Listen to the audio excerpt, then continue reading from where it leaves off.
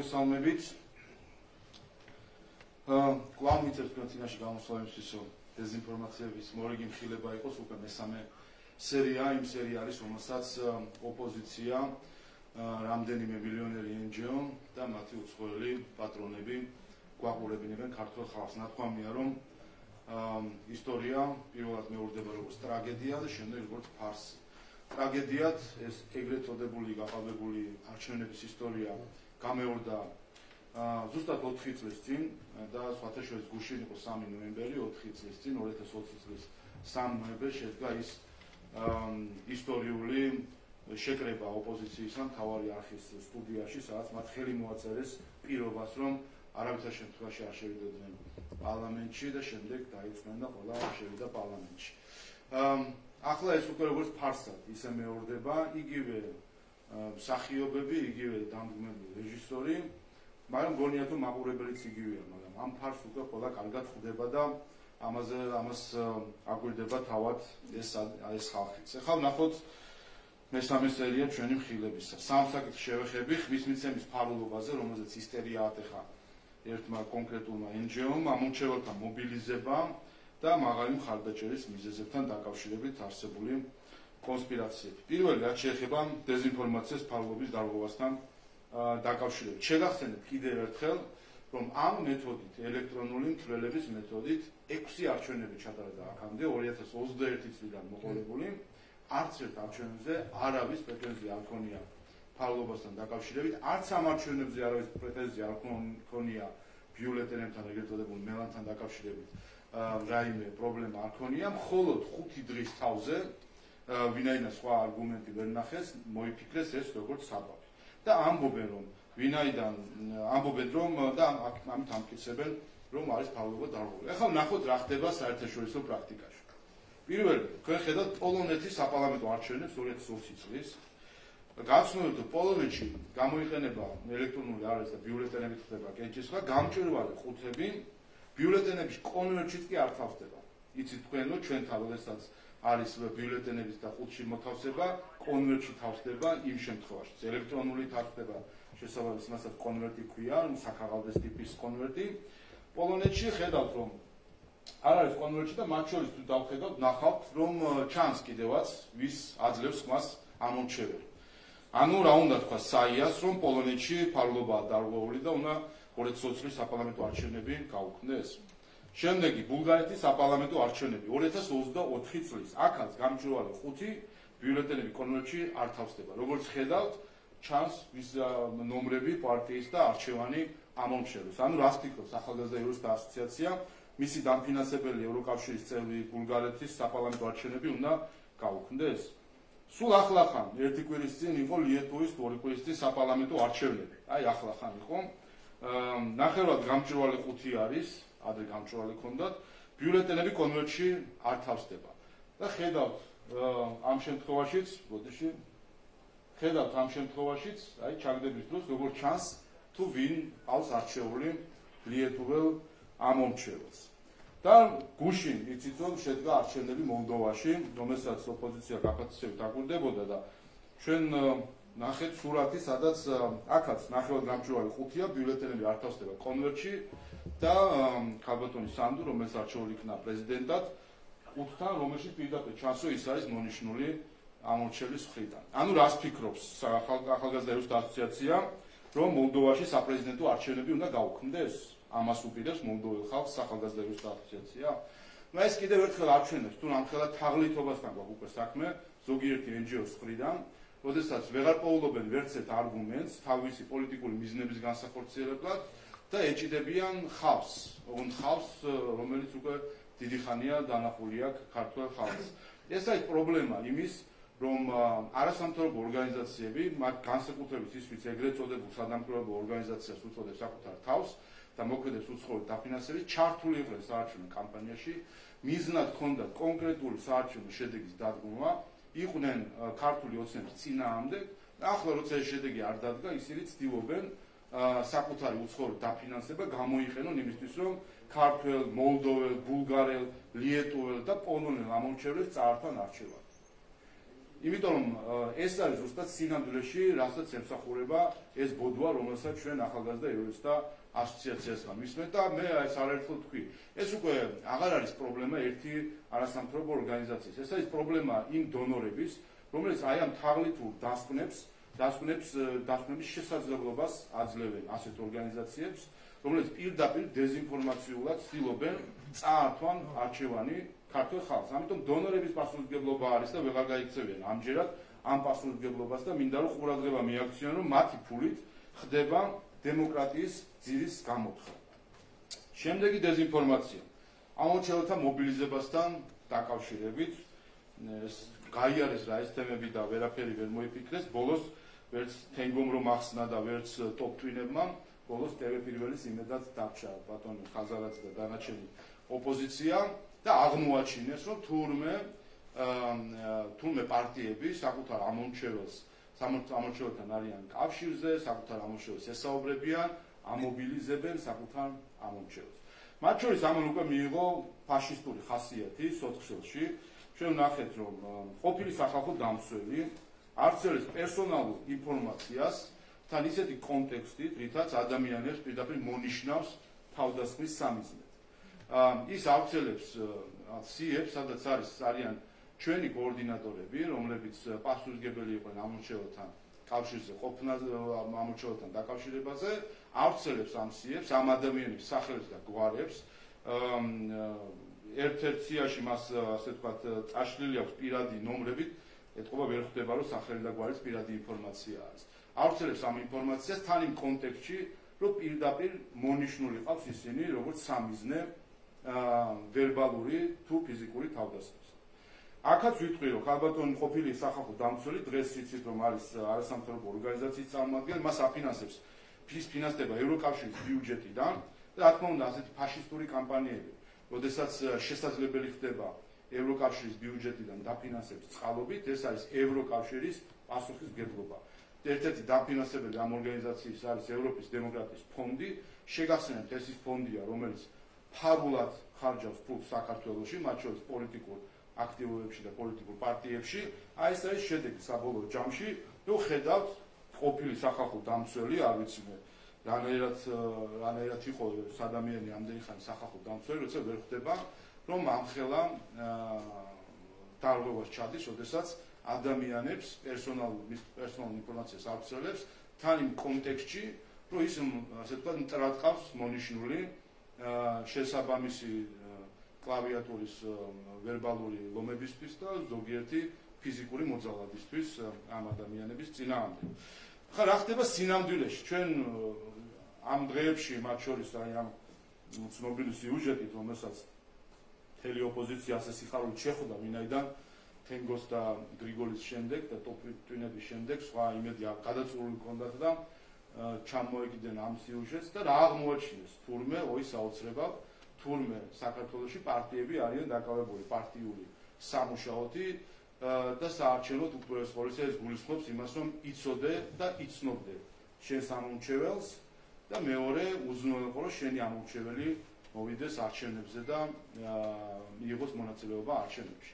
ჩვენ თქვით არაერთხელ, რომ ეს არც საქართველოში ყველა პარტია აკეთებს ამას, ვისაც ამისი რესურსი აქვს და ასე ვთქვათ თავი პარტიად მიაჩნია.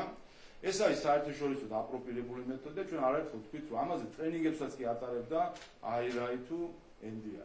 აი წარმოგიდგენთ ახლა სახელმძღვანელოებს პირველ ეს გახლავთ NDI-ის სახელმძღვანელო საარჩევნო კამპანიის ორგანიზებასთან დაკავშირებით და პირდაპირ ნახავთ თქვენ 350 გვერდიანი სახელმძღვანელო არის.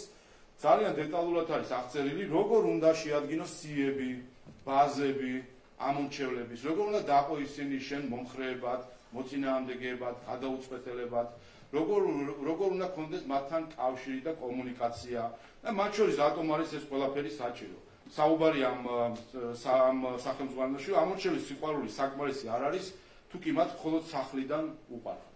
საჭიროა რომ მნიშვნელობა არ აქვს რამდენად კარგი შედეგი გაქვთ კვლევებში თუ კი თქვენი ამორჩეველი არ მივა არჩევნებზე. ასევე ამბობს რომ გადაამოწმეთ მისცეს თუ არა ხმა და დაარწმუნეთ რომ მივიდნენ ხმის მისაცემად თუ კი ეს ჯერ არ გაუკეთებია.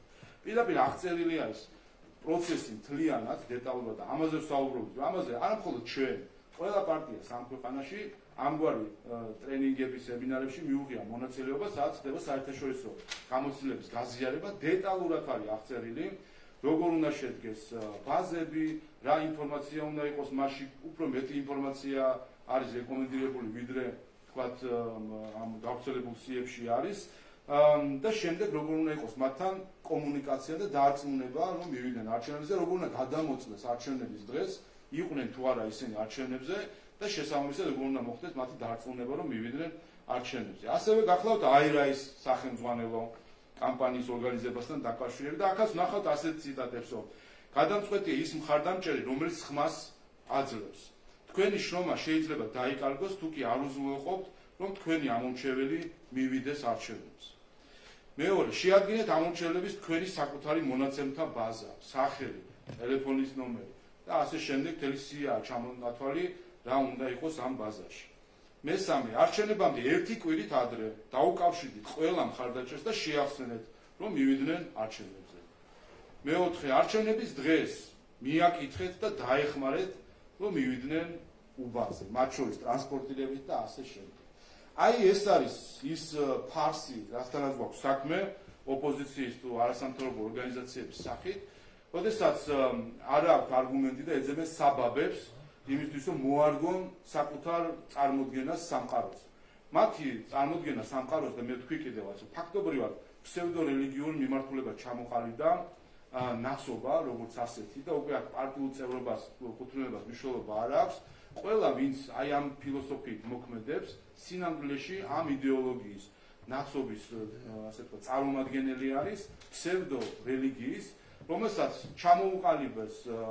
ჩამოაყალიბეს, რომ შეუძლებელია მათ სამყაროში, რომ ქართველი ხალხი უარს ეუბნებოდეს ხელისუფლებაში მოსვლაზე და ეხლა ამ ფსიქოლოგიური პრობლემის წინაშე არიან, როდესაც ნამდვილ რეალობას შეეჯახნენ. ასე რომ ესეც სრული სიხალბე, დეზინფორმაცია თითქოს ამორჩევლების და მხარდაჭერების სიების შედგება, ორგანიზება, მათთან კავშირი იყოს რაღაც საკითხი, რომელიც ერთი ქართულ პრაქტიკა არ იცნობს, ყველა არჩევნებზე, ყველა პარტია, ვისაც ამისი რესურსი აქვს და არის გარკვეულწილად მეტნაკლებად დიდი პარტია, ყველა პარტია ასე მუშაობს, ეს არის პარტიული მუშაობის მთავარი პრინციპი და უცხოური პრაქტიკა ზუსტად ამაზე მეტყველებს და წარმოიდგინეთ მათ შორის საერთაშორისო გაიდლაინები და სახელმძღვანელოები. მესამე, დეზინფორმაცია მაღალ მხარდაჭერასთან დაკავშირებით. აქაც ჩვენ ვნახეთ მათ შორის ქსენოფობიური კამპანია, რომელშიც ხალბატონი სალომე ზურაბიშვილი ჩართული არის,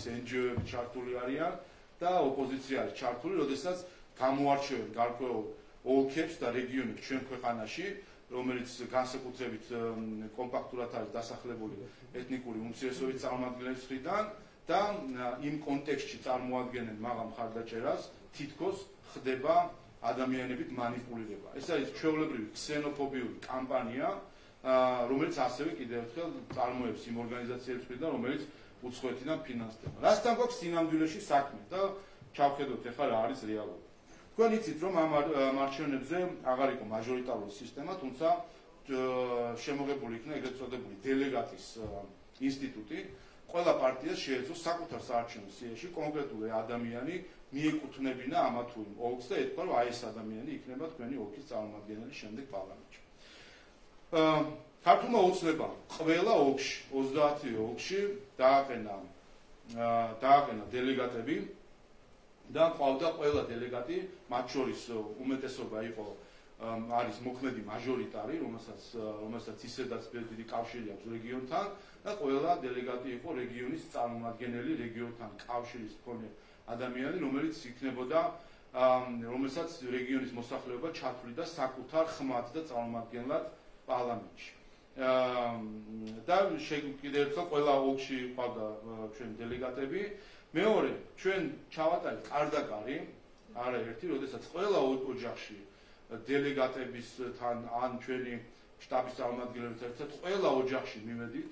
მათ შორის კარდაკარის ერთ-ერთი მთავარი ამოცანა არის ზუსტადაც რომ ამომრჩევლების ასე ვთქვათ აღრიცხვა, ნახვა, ვინ არის ჩვენი ამომრჩეველი, ვინ შეიძლება რომ დავარწმუნოთ რომ იყოს ჩვენი ამომრჩეველი და ასე შემდეგ.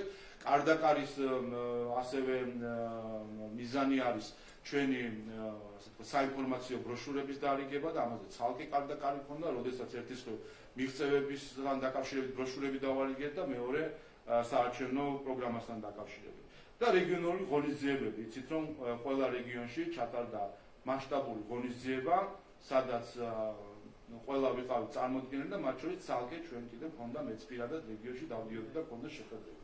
საერთო ჯამში დელეგატებს შევხედავთ აღრიცხული აქტივობები არის შემდეგი. 5048 შეხვედრა ჩაატარეს მხოლოდ დელეგატებმა.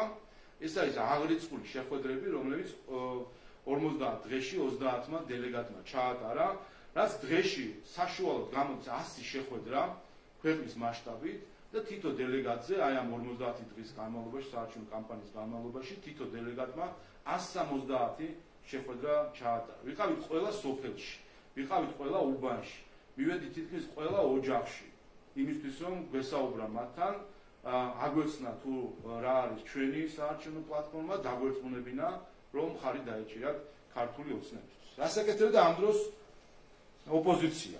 მათ არ ყავდათ დასახელებული არავის, არც ერთ პარტიას, არც ერთი დელეგატი არ ყავდა დასახელებული. ნული. საერთოდ არ ყავდათ, არ უთხრეს ხალხს, რომ იცით რა, თქვენი წარმომადგენელი აი ეს ადამიანი იქნება პარლამენტში. მათ არ ყავდათ გამსვლელ სიებში რეგიონიდან კანდიდატები, რომლებიც რეგიონის სახე იქნებოდა, სადაც იმერლები, კახელები, არ ვიცი, აჭარლები ჩათვლიდნენ, რომ ეს არის ჩემი ხმა და წარმომადგენელი პარლამენტში. მათ შორის არ ყავდათ ეთნიკური ჯგუფების წარმომადგენლები გასვლით სიებში. საერთოდ არ ყავდათ, ერთ პარტიას ყავდა მხოლოდ და ისიც მაინც იმ რეგიონის წარმომადგენელი არ არის, სადაც ეთნიკური გარკვეული ეთნიკური ჯგუფები კომპაქტურად არიან დასახელებული.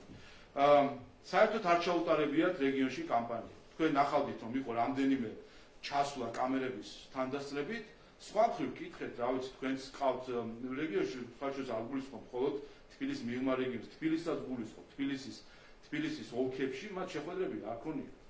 კითხეთ, რა ვიცი, თქვენს გაიკითხეთ და კითხეთ თბილისში თუ მის გარეთ, თუ ხედავდნენ ისინი ოპოზიციური პარტიების წარმომადგენლებს, რომელიც სოფელ უბან დადიოდნენ და ხვდებოდნენ ადამიანებს. ფაქტობრივად არ ქონდათ კამპანია რეგიონში და ძირითადად მათი კამპანია იყო ტელევიზია და უცხოელების მხარდაჭერა. მეტი არაფერი.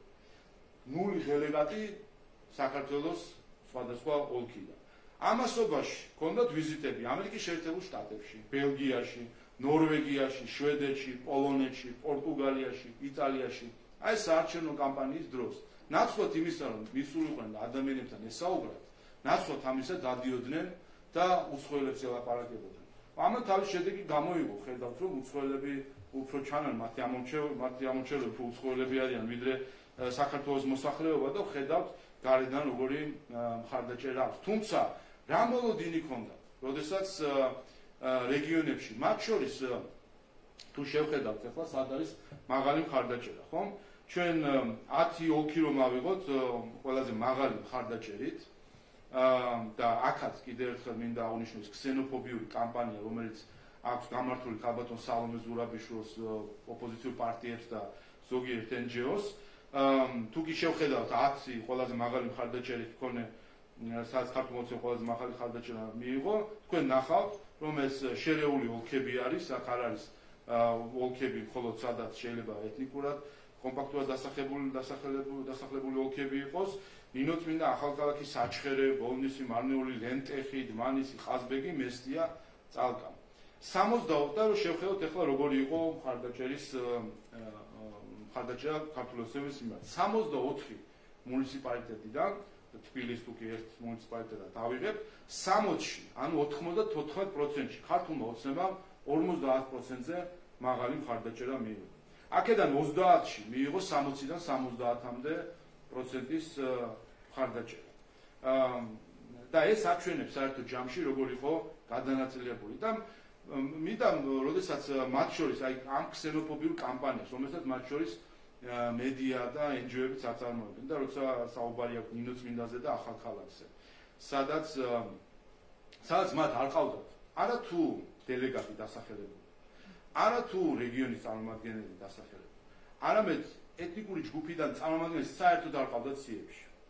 თქვენ იცით რომ ჩვენი მოქმედი მაჟორიტარი ამ ოლქიდან, ნინოწმინდან ახალქალაქიდან არის სამუელ მანუკიანი, რომელიც წლებია ამ რეგიონს წარმოადგენს, რომელიც ახლაც როგორც დელეგატი უკვე აქტიურად იყო ჩართული, მიდიოდა ყოველ ოჯახში, ყოველ უბანში, ყველას ესაუბრებოდა.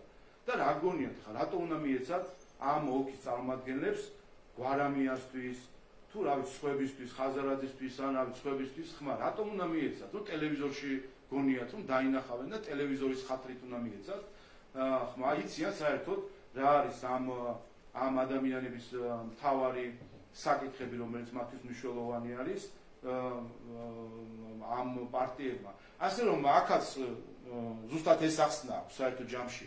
საერთოდ არ უმუშავიათ მოსახლეობასთან, საერთოდ არ მისულა არავისთან, ტელევიზორით ელაპარაკებოდნენ მთელ საქართველოს, ტელევიზორით ელაპარაკებოდნენ მათ შორის ეთნიკური უმცირესობების ეთნიკური ჯგუფებით კომპაქტურად დასახლებულ ოლქებს, საერთოდ წარმომადგენელი სიაშიც კი არ ყავდათ, რომ მათი ხმა ყოფილიყო და ვიღაცას აღეკვა როგორც საკუთარი წარმომადგენელი პარლამენტში და შემდეგ უკვით რატომ არ აქვს მაღალი მხარდაჭერა ამა თუ იმ პირს. მათ შორის თუ გავყვებით, ყველაფერს ზუსტად ეს აქვს. საჩხერის მაღალი მხარდაჭერა ეს ტრადიციულია და მნიშვნელოვანი არის.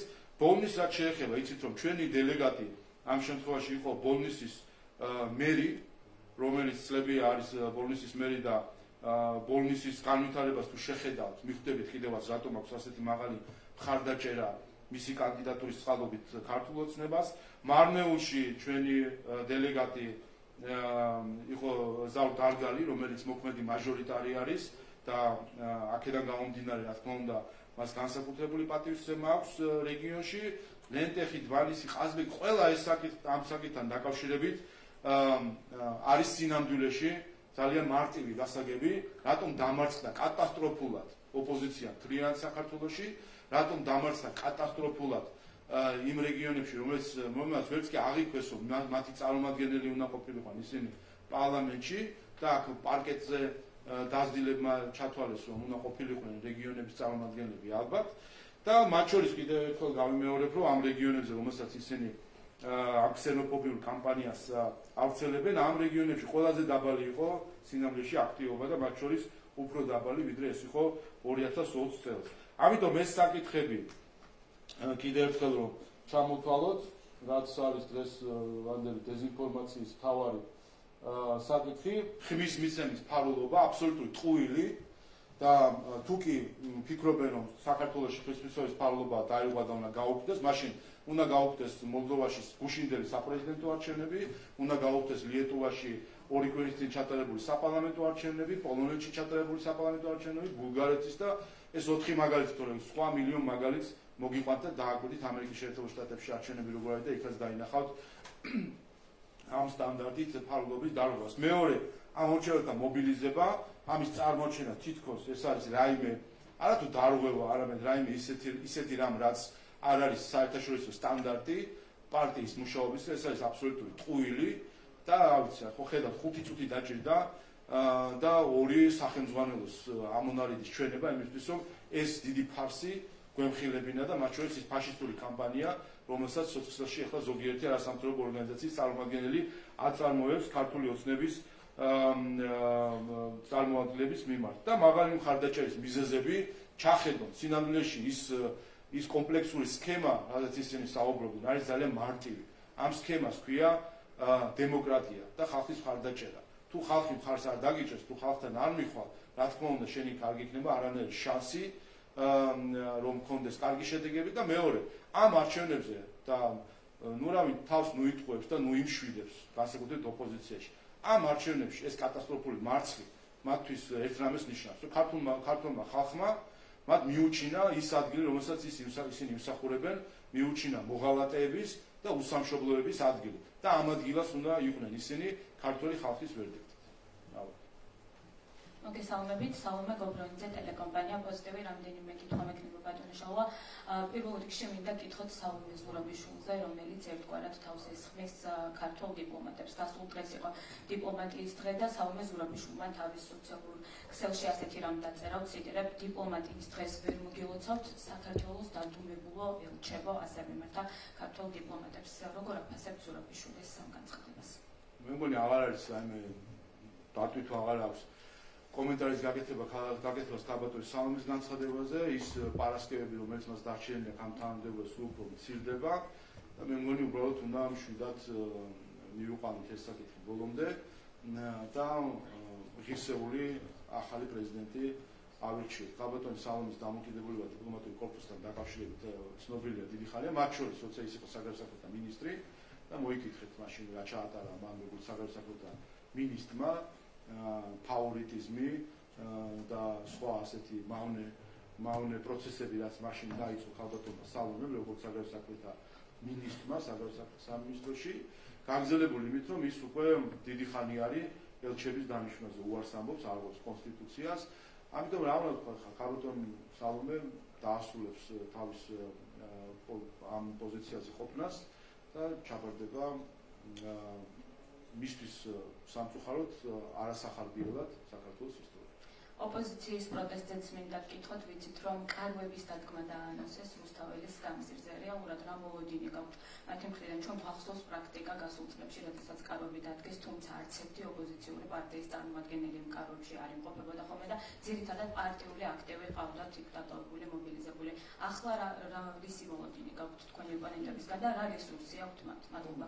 გითხარით რომ ეს კიდევ ერთი ფარსია უკვე ისტორია, ამჯერად უკვე ფარსად მეორდება, ზუსტად ერთი წლის წინ იგივე ხალხი შეკრებილი იყო ტელეკომპანია მთავარი სტუდიაში და დაფაზე საჯარო დადეს პირობა, რომ არ შევიდნენ პარლამენტში, არ აღიარებდნენ პარლამენტს და ბოლოს ყველა შევიდა, აღიარეს და ერთ რამესაც შეგახსენებთ კიდე, არ ვიცი ცნობილი არის თუ არა, მას შემდეგ რაც მათ ბოიკოტის შემდეგ შემოვიდნენ პარლამენტში, იცით რომ ხელფასები ჰქონდათ დაკვითული, გვეხოცნენ და ახალი წლის წინ შევიკრიბეთ პარლამენტი, უпростоრად შეიკრიბა ხაზინადათა საბჭო, შეიკრიბა ბიურო, იმისთვის რომ მათთვის აღგვედგინა ის დაკარგული ხელფასი, რომელიც ასე პატრიოტული გრძნობებით ბოიკოტში იყვნენ და გაყალბებულ არჩევნებს არ აღიარებდნენ 2020 წლის, მათ ჩამოჭრილი ჰქონდათ და ყველამ სუხე-მსუხე თანხები ჩაირიცხა საკუთარ ანგარიშზე, ზოგი დასასვენებლად წავიდა და ზოგი სად და ზოგმა არ ვიცი შეიძლება საახალწლო სუფრა გაშალა დიდი სუფრა.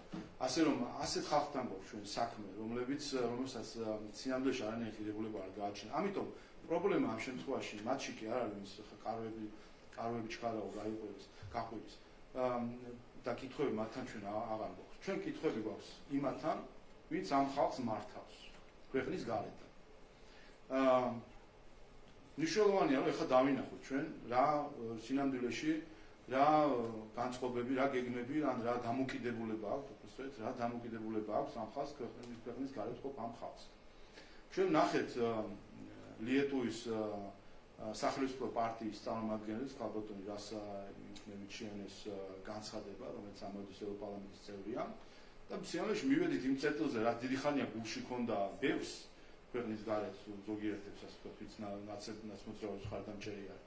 და ამ ადამიანმა როგორც იქნა ბოლოს თქვა, როგორც ბოლოს ევროპარლამენტმა გაამჟღავნა, რომ სინამდვილეში რას ვთხოვდნენ ჩვენ სანქციების დაწესებას. ახლაც გაამჟღავნა ამ ადამიანმა, რომ სინამდვილეში მათთვის პრობლემა არის ქართული ხალხი, რომელიც ხარს უჭერს ქართულ ოცნებას. ხალხი არ მოსწონთ. არ ვიცი, რას გვიპირებენ, გადასახლებას, გადაჯიშებას თუ რას უპირებენ ამ ქართულ ხალხს, მაგრამ თვითონ ეს დამოკიდებულება ხომ გვაფიქრებინებს. თუ რა ღირებულებებზე დგანან სინამდვილეში ისინი ვინც გვეუბნებიან რომ ისინი არიან ევროპა. ეს ხო ღირებულება დაკარგული ხალხი არის, რომელიც უბრალოდ სხვა ქვეყანაში თლიანად ხალხს იწუნებს. იმიტომ მის გემოვნებაში არ ჯდება. სააკაშვილი ვინაიდან არის მათი გემოვნების პოლიტიკოსი, სხვა დანარჩენი მათი გემოვნება არის და დაიწუნეს თლიანად ხალხი. 1,100,000 მინიმუმ ვინც მივიდა არჩევნებში და მხარი დაუჭირა ქართულ ოცნებას ქალბატონმა ლიეტუვის სამთავრობო სახალხო პარტიის წარმომადგენლებმა ფაქტობრივად გითხრა რომ არ ვარგებთ.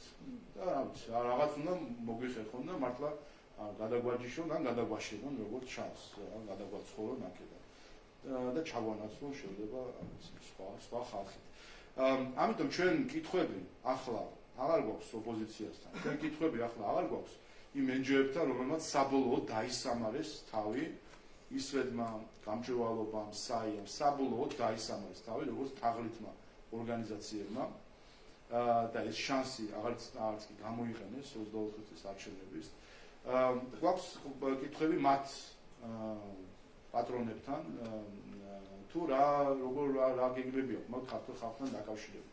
საერთოდ აღვიქვავენ როგორც ერად, როგორც ხალხად, როგორც ადამიანებს, რომელსაც რაიმე უფლებები გაგვაჩნია თუ ვართ მხოლოდ გეოპოლიტიკური ინტერესების მქონე ტერიტორია, ასე ვთქვათ, რომელსაც ამ თვალით უყურებენ. ამიტომ ეს მნიშვნელოვანი მომენტი არის ახლა, იმისთვის რომ ჩვენ დავწუნდეთ თუ რა განზრახვები აქვს არა ოპოზიციას და ენჯოებს, რა განზრახვები აქვს მათ, ვინც მათ უკან დგანან.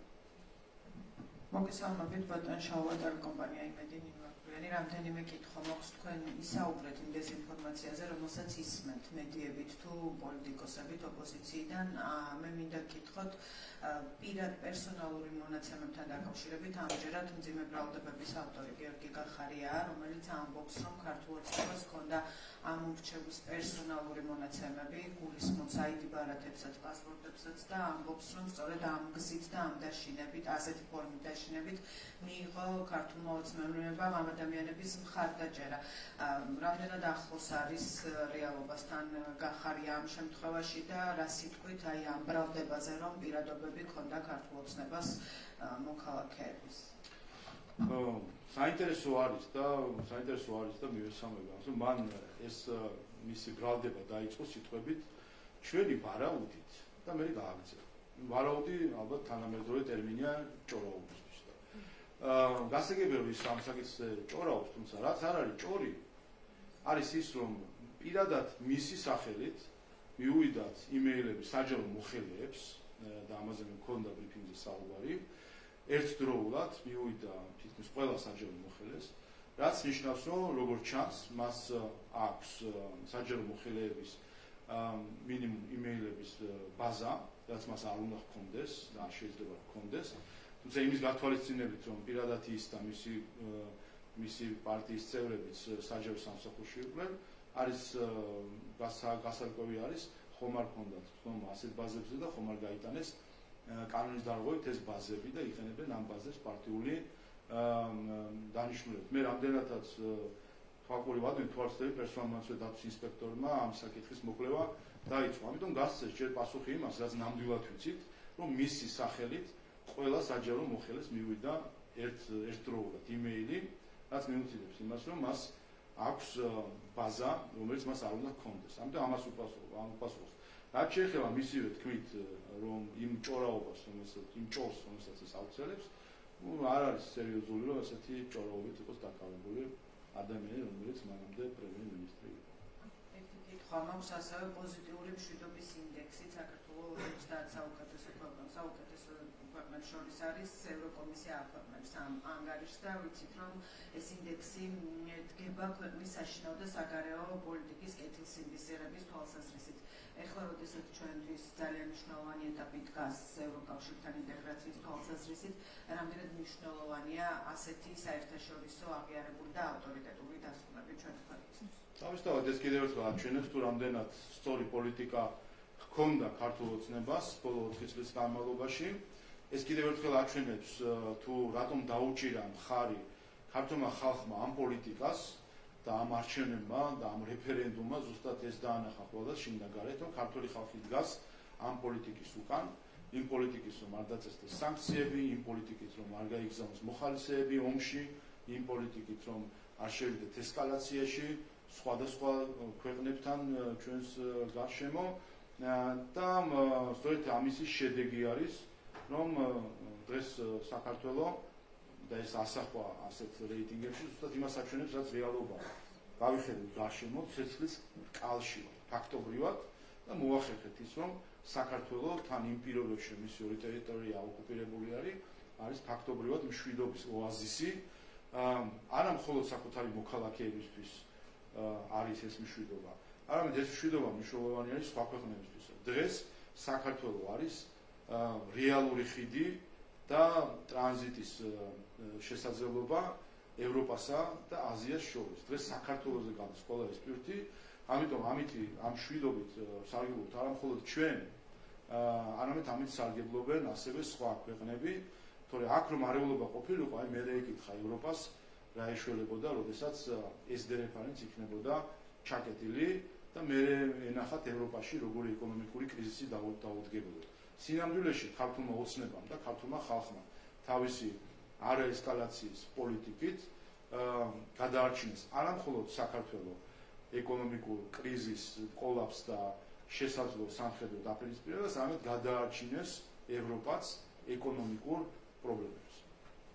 მოგესალმებით ბატონო შალვა, მე ოპოზიციასთან დაკავშირებით აკისრებთ კვლავ კითხვას, რა გეგმა აქვს ოპოზიციას, დღეს უნდა გახდეს მათი გეგმა ცნობილი აქციების დაკავების პარალელურად, რა მიზანი და გეგმა აქვს თქვენი აზრით ოპოზიციას, სიძულვილის კამპანია, რაც თუნდაც სოციალურ ქსელში ხდება და ქართული ოცნების მხარდამჭერებზე ეს ბულინგი რაც მიმდინარეობს, რა არის ოპოზიციის გეგმა და მიზანი? კიდევ ერთხელ ხაზს უსვამ, ჩვენ ამ არჩევნებმა, როგორც წინაშე საარჩევნო პერიოდმა, ასევე განსაკუთრებით შემდეგ რეაქციებმა, ასე ვთქვათ, ამ იდეოლოგიის წარმომადგენელი ჯგუფების მხრიდან, როგორც პოლიტიკოსების, ისე აქტივისტების მხრიდან, რომლებიც არიან ამ ფსევდო რელიგიური, ასე ვთქვათ, მიმდინარეობის წარმომადგენლები, გვაჩვენა, რომ ისინი უბრალოდ რა ვიცით, ეს ჩვეულებრივი რელიგიური, ფსევდო რელიგიური ფუნდამენტალიზმი არის, ასე ჩვენ ვიყურებთ, როდესაც არ ხდება რეალობის აღიარება. ანუ ადამიანებმა იმდენად დაიჯერეს და დააჯერეს საკუთარ აქტიურ მხარდამჭერებსა, იმდენად დააჯერეს, რომ ისინი არიან სინამდვილეში საქართველოს და ისინი არიან საქართველოს მოსახლეობა და იმდენად დააჯერეს უცხოელებმა, რაც თავარია. თქვენ რა გეგმავთ ახლა ის მინისტრები, საგარეო მინისტრები ბალტიის ქვეყნების ჩამოსულიყვნენ აქციებზე გებოდნენ ყველანაირი საერთაშორისო სამართლის დარღვევით. ზუსტად ამას ემსახურებოდა, რომ დაერწმუნებინათ ეს პატარა ჯგუფი, მართლა რაღაც ფსევდო რელიგიური მიმდინარეობის პატარა ჯგუფი, დაერწმუნებინათ, რომ ისინი არიან ქართული ხალხი. და 26 ოქტომბერს გამოვიდა ქართული ხალხი და უთხრა, რომ ასე არ არის. რომ ქართული ხალხი, ვინ არის, ყველამ კარგად დაანახა, როგორც ქვეყნის შიგნით, ქვეყნის გარეთ, ქართული ხალხი არ არის ის ხალხი, ვინც გარედან მართვას დაუშვებს. ქართული ხალხი არ არის ის ხალხი, რომელიც ეკლესიის გმობას დაუშვებს. არ არის ქართული ხალხი ის ხალხი, რომელიც ხაზს გადაუსვებს საკუთარ ისტორიას და გაიხედება გარეთ, ეხლა ვინ რას ეთქვის და ვინ რა მითითებას მისცემს. ამიტომ ეს რეალურად ეხლა რაც მათ აქვს, ეს არის რაღაც გარკვეული კრიზისი, რომელსაც ისინი გადიან იმით, რომ რეალობას შეხედეს და არ უნდათ ამ რეალობის აღიარება. და როგორც სხვა დროსაც აქაც ეტაპები აქვს ამ ყველაფერს, თავიდან ეს არის მიუღებლობა, შემდეგ არის დეპრესია, ბოლოს არის აღიარება. ასე რომ აი ამ ფაზებს გადიან. ეხლა უბრალოდ თავიდან დეპრესია აქვს, მერე მიუღებლობა, დეპრესიის ფაზა მეგონი გაიარეს, მიუღებლობა აქვს ეხლა და რაღაც მომენტში ყველაფერს მიიღებენ, როგორც 2020-ში შემოვიდნენ. და შემდეგ ხელფასების აღდგენას გვეხოცებოდნენ და სუპერ თანხები ჩაირიცხეს და თავისი აქტივისტები დაავიწყდათ და იმ ფულიცაც საში დახარჯეს ღმერთმა უწყეს. აი ზუსტად ასე მოიქცევიან, იმიტომ მათი სინამდვილეში მათი ნების საკითხი არ არის, ეს არის ის თუ რა ნებასაც შთააგონებენ მათ გარეთ. კიდევ ერთ კითხვას დაგისვამთ, თქვენი მხრიდანაც ისმის ქართული ოცნების მხრიდან კრიტიკა უცხოელი აქტორების და ასევე უცხოელი აქტორებიც აკრიტიკებენ ქართულ ოცნებას. ამ ფონზე როგორ წარმოგიდგენიათ ურთიერთობების დალაგება, ასე ვთქვათ, როგორც ევროპასთან, ისე ამერიკასთან? მადლობა. როგორც ერთ ცნობილ გამონათქვამშია ჩვენ დავიწყეთ, ჩვენ არაფერი არ დაგვიწყია სინამდვილეში. ეს ჩვენ ვინმეს არჩევნებში ჩავერიეთ, ლიეტუვის არჩევნებში ჩავერიეთ, თუ რა ვიცი, პოლონეთის არჩევნებში ჩავერიეთ, თუ მოლდოვის არჩევნებში ვერეოდით. ჩვენ არჩევნებში ერეოდნენ ლიეტუველი პოლიტიკოსები, რომლებიც გამოდიოდნენ და პირდაპირ აგიტაციას ეწეოდნენ ქართული ოცნების წინააღმდეგ. ისინი რეალურად ჩვენ არჩევთ, ჩვენ უნივერსიტეტში ჩავედით. ასე რომ ჩვენ ისინი გვამკობდნენ ჩვენ სასწავლო ეპითეტებით ზოგიერთი ევროპელი პოლიტიკოსი. ჩვენ ხო არ ვაკეთებთ ამას, არა? ამიტომ როგორც კი ისინი და ამას ვეძახით ჩვენ ზუსტად გადატვირთვას ურთიერთობებს. და ჩვენ არაერთხელ დავადასტურეთ ესე, ჩვენ მოწადინებული ვართ ამისკენ. ეს არაერთხელ ვაჩვენეთ კიდევაც და შეგახსენებთ რომ რამდენჯერმე იყო ასეთი მომენტი, მათ შორის საჯაროთაც გვითქვამს, ბატონ ირაკლი კობახიძესაც უთქვამს ეს, რომ მას ჰქონდა საუბარი ევროკავშირის ხელში და რაღაც პერიოდის წინანდელ ამბავს ვიყვებით, ალბათ 1 წლის ან 2 წლის წინანდელ ამბავს, რომ როდესაც იყო ხოლმე რაღაც გარკვეული წუხილი, რომ ჩვენი მხრიდან შეიძლება რიტორიკულად ზოგიერთ ევროპარლამენტის მიმართ რაღაც იყო მკაცრი გამონათქვამები, მაშინ ეს უთხრა ჩვენ არც არ ვიწყებთ. როგორც კი გაჩერდებიან, ჩვენგანაც არ იქნება რეაქცია, იმიტომ რომ სხვა მხრივ ხა, როდესაც ადამიანი კოშმარს გეძახის და ხა ეგეთ რაღაცებს, მე მგონი ხა ქართულობაც არ სჭირდება ამას, რომ პასუხი შესაბამისი პასუხი გასცედა. განსაკუთრებით, როდესაც ქართველებს გვეხება, რომ ასე შეურაცხყოფას გვაყენებენ, რა თქმა უნდა, პასუხი ფისიერი იქნება. და მაშინ გაჩერდნენ იმ მომენტში ევროპარლამენტარები და გაჩერდა ყველაფერი. შემდეგ დაიწყეს და დაიწყო ყველაფერი. ყველა ქმედებას მოყვება უკუქმედება და ქმედების ავტორები ამ შემთხვევაში არიან ზოგიერთი ევროპელი პოლიტიკოსები, როგორც კი ისინი მოისურვებენ, რომ ევროპული ღირებულებითი ხელმძღვანელი და არა რაღაც გაუგებარი თავისი პოლიტიკური თუ კლანური ასე ვთქვათ მიზნებით, ზუსტად იმ მომენტში ყველაფერი გადაიტვირთება და იქნება ჩვეულებრივი მათ შორის ჩვეულებრივი ურთიერთობა. რუსთავი მარიამ ქაშაკაშვილი. ბატონო შალვა, თქვენ NDI-ზე და IRA-სთან დაკავშირებით ისაუბრეთ და კონკრეტული ჩანაწერებიც მოიყვანეთ მათი სახელმძღვანელოებიდან. მე მინდა დავაზუსტოთ, თუ ყველასთვის ცნობილი იყო ეს და ამ შემთხვევაში ტრენინგებიც იმართებოდა ხო ამ საკითხთან დაკავშირებით, მაშინ ოპოზიცია დღეს რატომ აპელირებს თითქმის იგივე საკითხს? მათყუარები არ არის ხა პირველად და იგივე ეს ამბავი, ანუ რას ის მათყო არ აქვს არანაირი ღირებულებითი კოორდინატებში ისინი არ მოძრაობენ. მათი ასე ვთქვათ ღირებულებითი კოორდინატი არის ერთადერთი რას ეთქვიან გარედან. შეაქებენ თუ არ შეაქებენ, რა დავალებას მისცემენ. ეს არის ერთადერთი. ამიტომ გითხარით, წინასაარჩევნო კამპანია მათ რეგიონებში კი არ ჩაატარეს. საზღვარგარეთ დადიოდნენ და თან იქიდან თავს იწონებდნენ, პოსტერს დებდნენ, სტატუსებს და ერთვებოდნენ ტელევიზიაში, აი ვარ სტოკჰოლმში, აი ვარ ბრიუსელში, აი ვარ აქ და იქიდან თავს იწონებდნენ, რომ იქ ატარებდნენ სინონის საარჩევნო კამპანიის წარმატებული გამოვიდათ საერთაშორისო, იმიტომ იქიდან უფრო არის მათი მხარდაჭერა ვიდრე ქვეყანაში. მაგრამ სხვა გაიქცევიან ამას ფაქტებს, ხო? მათ შორის თვითონაც უყარდათ იციან ზუსტად ამას ასე მოქმედებს ყველა პარტია. ანუ პარტია სტრუქტურა, პარტიული მუშაობა რისთვის არის საჭირო? ქართულ ოცნებას 51,000-ზე მეტი მარტო პარტიის წევრი ყავს.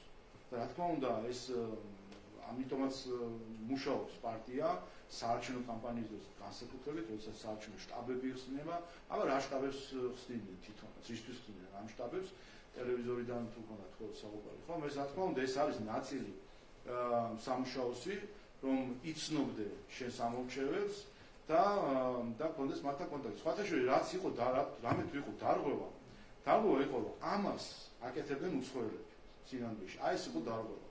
კიდევ ერთხელ შეგახსენებთ, არჩევნების წინა დღეს ორგანიზაცია სირცხვილია, რომელიც ევროკავშირის ბიუჯეტიდან ფინანსდება, საჯაროდ გამოაქვეყნა და არაცხადა, რომ ის თვალსწრაფი 5 თუ 6 ავტობუსს უზრუნველყოფს იმისთვის, რომ ამორჩევლები წაიყვანოს უბნებში, რეგიონებში. უცხოური ფულით ხდებოდა ამორჩევლების მობილიზება. აი ეს კი ნამდვილად არის დარღვევა. დარღვევა არის, რომ არასამთავრობო ორგანიზაციები პირდაპირ კამპანიას ეწეოდნენ უცხოური დაფინანსებით. იცით, რომ მათ შორის რამდენიმე აღიარებული იქნა საარჩევნო მიზნის მქონე სუბიექტად და ანტიკორუფციულ ბიუროს მოუხდა უბრალოდ გაჩერება იმის გამო, რომ ამ NGO-ებმა და მათმა უცხოელმა დონორებმა ნაცვლად იმისა, რომ დაბრუნებული იყვნენ საკანონმდებლო ჩარჩოში და იმ სტანდარტში, რაც არის საარჩევნო გარემო, რომ პარტიების გარდა სხვები არ უნდა იყვნენ დაკავებული საარჩევნო კამპანიით, მით უმეტეს უცხოურ დაფინანსებით, არც ეს პანიკა რომ არ იქა ახლა მოკლია სამთავრობო დასამთავრობო ორგანიზაცია საფრთხე ექნება, პირდაპირ შანტაჟზე გადავიდა, შეგახსენებთ საერთაშორისო გამარჯვება, თქვა რომ თუ 100-ია მაშინ ჩვენ ვეღარ დავაკვირდებით, ან პირდაპირ სიგნალი იყო მათგან და მათი დონორებისგან, რომ თუ კი ხელს შეუშლიდა მას სახელმწიფო შეუშლიდა უცხოური დაფინანსებით მოქმედ არასამთავრობო ორგანიზაციებს კანონის დარღვევაში თუ ხელს შეუშლიდით და არ მიცემთ ნებას რომ უცხოური ფულის ჩარევით მოხდარიყო კამპანია, მოხდებოდა საბოტაჟი არჩევნების, ჩაეხსნებოდნენ დამკვირვებლები და ავტომატურად დაიწერებოდა დასკვნა, რომ არჩევნებზე დაკვირვების შესაძლებლობა არ იყო და აქედან გამომდინარე არჩევნები არ შევიდა. პირდაპირ ამ სცენარს დგამდნენ, ამიტომ ანტიკორუფციულ ბიუროსაც მოუწია მაშინ ქვეყნის ინტერესებიდან გამომდინარე შეეჩერებინა ის პროცედურები, რაც მას ჰქონდა, თუმცა ჩვენ ხო ყველას ხედავთ, რავის თვალები ყველას გვაქვს, ყურები ყველას გვაქვს და ყველა ხედავთ, რომ საერთაშორისო გამჭვირვალობა ისვედი, ეს მთელი გაერთიანება რაც ჰქონდა შექმნილი, ჩემი ხმად თუ რაღაც ასეთი რომ ერქვა, ყველა, რა ვიცი, ყველამ დაიდოს გულზე ხელი, გინდა ქართული ოცნების მომხრენ თუ მოცინან, ყველამ გულზე ხელი დაიდოს. ეს ხალხი, აი ბომჯარიაზე ვსაუბრობდი ხა, რომელიც ფაშისტურ კამპანიას ეწევა. ეს ამ ხალხს ჰქონდა თუ არა კამპანია ქართული ოცნების წინააღმდეგ. ვიდეო კლიპები ჰქონდათ ევროკავშირის და ამერიკული ფონდების დაფინანსებით, ვიდეო კლიპები, საარჩევნო კლიპები ქართული ოცნების წინააღმდეგ. და ეს არის სინამდვილეში რაც ჩვენ ჰქონდა. მოგესალმებით, თათია პაიჭაძე, ტელეკომპანია მთავარი არხი. ბატონ შალოდეს განმარტება საპროტესტო აქციების თვალზე, მოსახლეობა ითხოვს ანულირდეს გაყალბებული არჩევნები, თქვენ რას უპასუხებთ ხალხს? თქვენ როგორც გახსოვთ 26 ოქტომბერს შედგა არჩევნები, სადაც ზუსტად ის ხალხი მოვიდა, რომელიც სახელთან თქვენ ხარ გსურთ საუბარი და სინამდვილეში საუბრობთ მხოლოდ ერთი პარტიის სახელით. ხალხმა ამ არჩევნებზე თავისი სხვა თქვა და 54% ხარი დაუჭირა ქართულ ოცნებას. 1,120,000-მა მოქალაქემ ხარი დაუჭირა ქართულ ოცნებას. ჩვენი უპირატესობა მეორე ადგილზე გასულ პარტიასთან, რომელსაც თქვენ ტელევიზია წარმოადგენს, არის თითქმის 900,000 ხმა.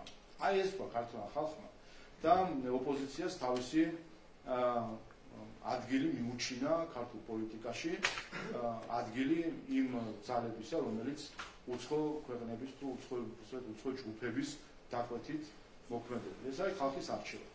რაც შეეხება პოლიტიკოსებს თუ პოლიტიკურ NGO-ებს, რომელიც კითხვის ნიშნის ქვეშ აყენებენ არჩევნების შედეგს, დღევანდელი ბრიფინგიც ამას ეძღვნებოდა, რომ ვერც ერთი ხელშესახები არგუმენტიც კი ვერ მოიტანეს იმისთვის, რომ ეს ამტკიცონ.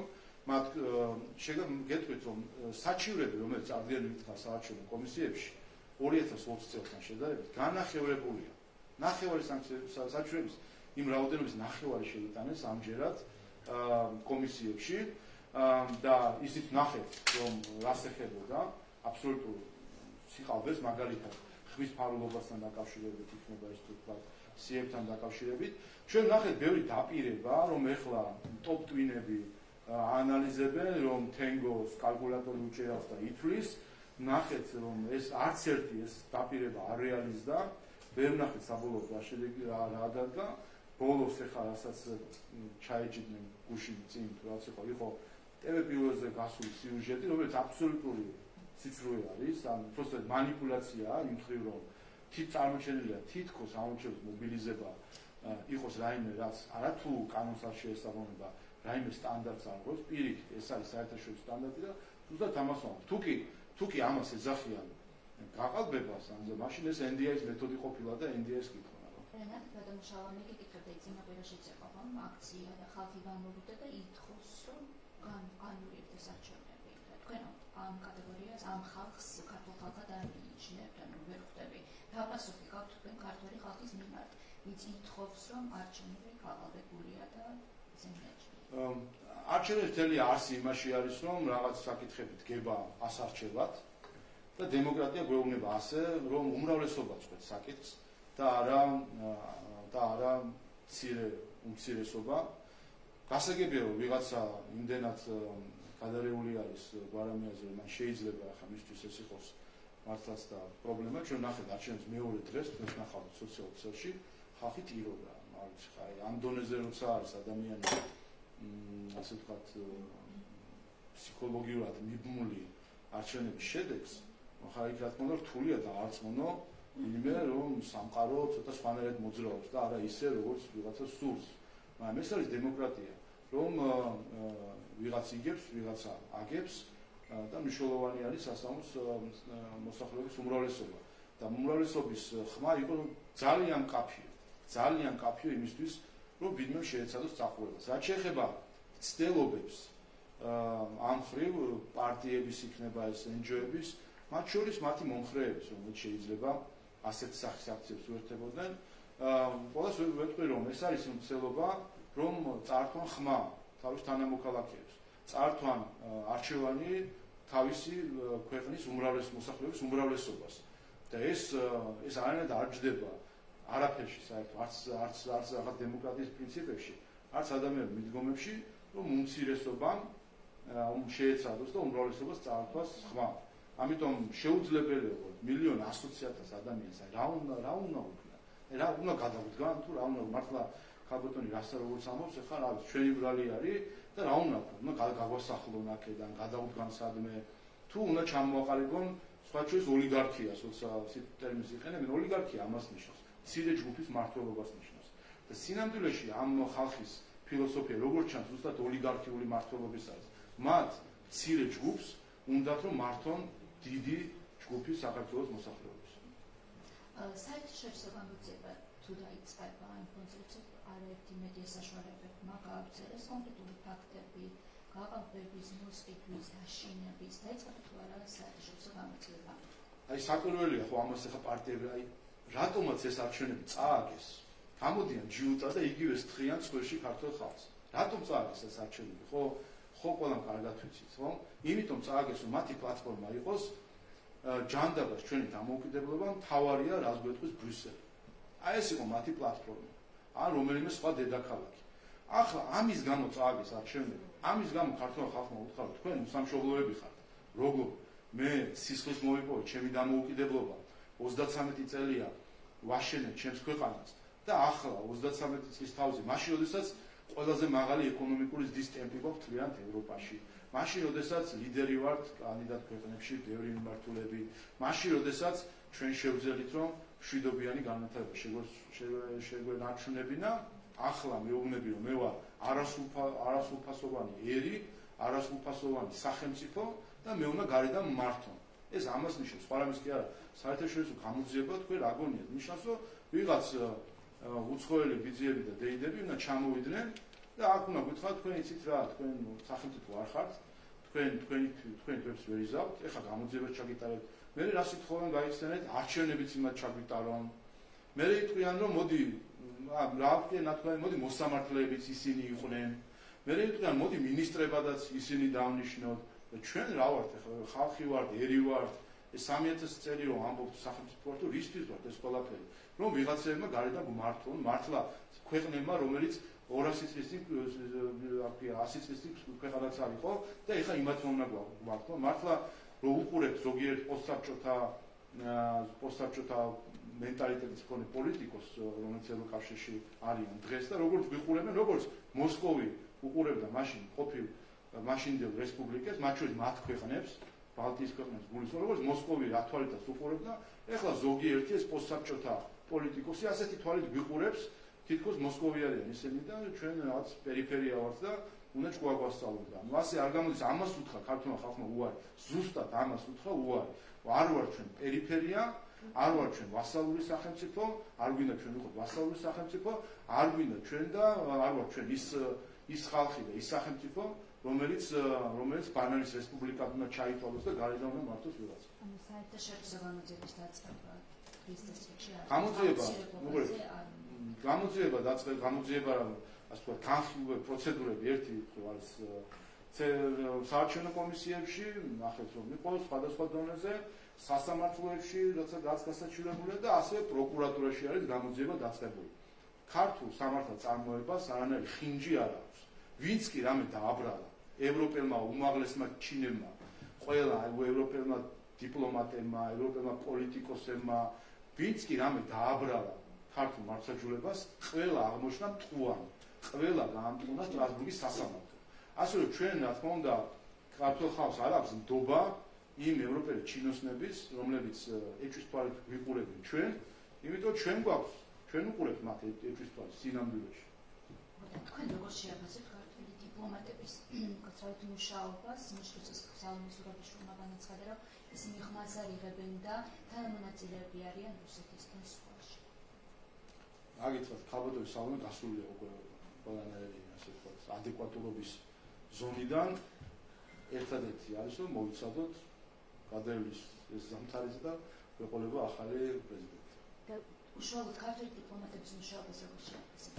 მე არ მინდა ხას არ არის ჩემი კომპეტენცია ზოგადად დიპლომატების მუშაობა შევაფასო, მნიშვნელოვანია ზოგადად, განსაკუთრებით ამ პირობებში, რომ საქართველოს საერთაშორისო ურთიერთობებში საქართველოს ინტერესები იყოს მტკიცე წარმოებული. განსაკუთრებით ამ არჩევნებმა გვაქვს მოგცა ჩვენ მყარი ლეგიტიმაცია ქართული ხალხისა, რომ ჩვენ საგარეო ურთიერთობებში ვიყოთ არა დამყოლები, კოჭის გამგორებლები, დამთანხმებლები, არამედ ვიყოთ ჩვენი ინტერესის წარმოდგენილი და ჩვენი ინტერესის გამტარებელი. ვინაიდან ჩვენ განსაკუთრებით ბოლო 2 წელიწად ნახევარმა, რაც დაიწყო უკრაინაში, გვაჩვენა, რომ ჩვენი ინტერესებზე მტკიცედ რომ არ დამდგარიყავთ და დაგვეჯერებინა ზოგიერთი ჩვენი მტერმოყვარისთვის, ჩვენ გარანტირებული ეკონომიკური კოლაფსი გვექნებოდა დღეს აქ და შესაძლოა ჩვენ სამხედრო კონფლიქტში ჩავთვლილიყავთ. შეხედეთ მაგალითად მოლდოვის ეკონომიკური ზრდის ტემპებს, მაჩვენებლებს და შეხედათ. ეს იქნებოდა ეს მონაგონი იქნებოდა იმ დარტყმაზე, რასაც ჩვენ მივიღებთ. შეგახსენებთ მოლდოვას 22 წელს თუ არ ვცდილობთ 23 წელს ჰქონდა ეკონომიკური ვარდნა, მინუსებში იყო წასული და ახლა აქვს თუ არ ვცდები 4-5% ეკონომიკური ზრდა, ანუ 4% შეიძლება მაშინ როდესაც ჩვენ 10%-ის ფარგლებში ვაქვს ეკონომიკური ზრდა. აი ეს იყო ჩვენი ბედი, მინიმუმ იქნებოდა ეს, რაც მოლდოვას დაემართა, რომელსაც სხვათა შორის ჩვენზე მაღალი ტემპი ჰქონდა კოვიდის პანდემიიდან გამოსვლის დროს, მაგრამ ეს დაემართა მოლდოვას. და ჩვენ ამაზე უარესი დაგვემართებოდა, რომ ჩვენი ინტერესებით არ გვეხმძღვანებოდა. მოგესალმებით, ხალხია სამხარაძე, წევა პირველი. უპირველეს ყოვლის არჩევნებთან დაკავშირებით მინდა რა თქმა უნდა რომ გითხოთ, როგორც წინდება თქვენ არჩევნების პროცესში სარგებლობდით და შექმნილი გქონდათ კოლ-ცენტრები ბატონო შალვა. როგორც ამას ენდია იგულჩებს? დიახ, კითხვას დაგისვამთ თუ შეიძლება, შექმნილი გქონდათ კოლ-ცენტრები, მოქალაქეები გყავდათ დანომრილი, რომლებსაც ყავდნენ პასუხისმგებელი პირები, რომლებიც ურეკავდნენ ამ როგორც ამას ენდია იგულჩებს? ურეკავდნენ ამ ადამიანებს, რომ არჩევნებზე მისულიყვნენ. როგორც ამას ენდია იგულჩებს? თუ შეიძლება რომ არ გამაწყვეტინოთ ჩემი შეკითხვა ბატონ შალვა, არსებობდნენ კოლ-ცენტრის კაპიტნები, ვინც იყვნენ პასუხისმგებელი ამ ადამიანებზე. უპირველეს ყოვლისა, ჯერ კიდევ სხვა საკითხია, რომ ამ კაპიტნების დიდი ნაწილი საჯარო მოხელეები იყვნენ და პარტიას ემსახურებოდნენ არჩევნების პროცესში. მე მინდა გვიამბოთ, ვინ არიან კაპიტნები და რა როლი ჰქონდათ ამ კაპიტნებს არჩევნების დღეს და ზოგადად პარტიისთვის რა როლს ასრულებდნენ კაპიტნები არჩევნების მიმდინარეობის პროცესში. გვიამბეთ, ვინ არიან ისინი. უპირველეს ყოვლისა, როგორც თქვენ დარწმუნდით, ყველა ის საკითხი, რომელიც თქვენ ჩამოთვალეთ, არის ის, რასაც NDI და IRI გვირჩევს. რაც არის საერთაშორისო სტანდარტი პარტიული მუშაობისა, მარტივი მიზეზის გამო, რაც მათაც აღწერილი, რომ საკმარისი არ არის, რომ ვიღაცა მხოლოდ მხარს გიჭერდეს, მნიშვნელოვანია, რომ ეს მხარდაჭერა აისახოს არჩევნებში მონაწილეობაში. და ეს ამისთვის არსებობს პარტიები და ამას არა მხოლოდ ქართული ოცნება, არამედ სხვა პარტია, რომელსაც ამისი ცოდნა გააჩნია, სხვა პარტიებიც ასე მუშაობენ. რაც შეეხება მუშაობას, და მეორე, ანუ ეს თავად თქვენ ტელევიზიაში ეს წარმოჩენილი რაღაც სიახლე. 2020-ში ხომ არ გაიხსენებთ, მაშინაც ხომ არ ქონდათ ცდილობით პანიკის აწევას კოორდინატორებთან დაკავშირებით. 2016-ში, ან რაიმე სიახლე არის ან ქართული საარჩევნო კამპანიისთვის, ან თუნდაც თქვენი ბრალდება ქართული ოცნების მიერ რაიმე ახალია ამაში. 2020-ში ამას ამბობთ, 2020-ში ამას ამბობთ.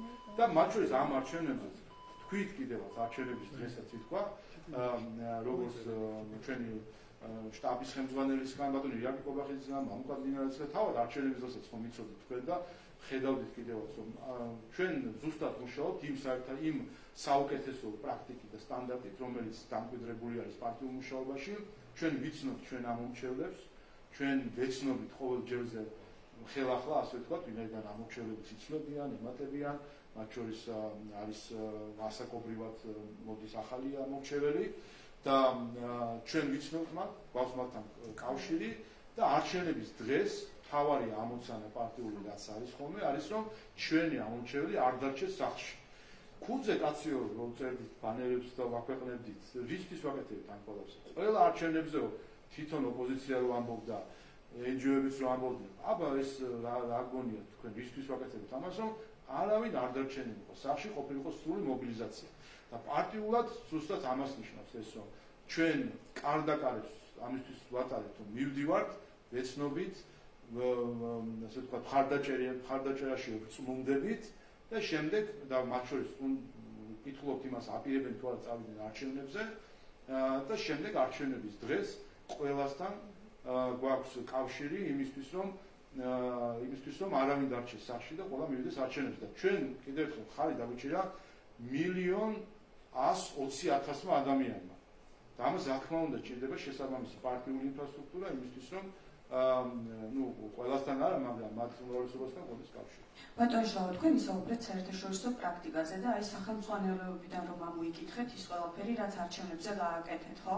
საერთაშორისო პრაქტიკაში ჩდება, რომ ადამიანებს 100 ლარი დაურიგეთ და 150 ლარები დაურიგეთ არჩევნებში მისასვლელად, ესეც NDI-ის სახელმძღვანელოში ამოიკითხეთ და ასევე NDI-ის სახელმძღვანელოში ამოიკითხეთ ის, რომ ადამიანები მიდიოდნენ სხვისი პირადი პასპორტებით და ხმას აძლევდნენ. ეს არ არის არჩევის სიტყვები, არც წრე პირველის გამოგონილი, არსებობს ფაქტები, ვიდეოები და ადამიანები მაგალითად ნინოწმინდაში ოჯახები, აი ქალები, კაცები, რომლებიც პირდაპირ ამბობდნენ, რომ გამგებელმა დაურიგა 100 ლარი, 150 ლარი თითოეულ ოჯახს.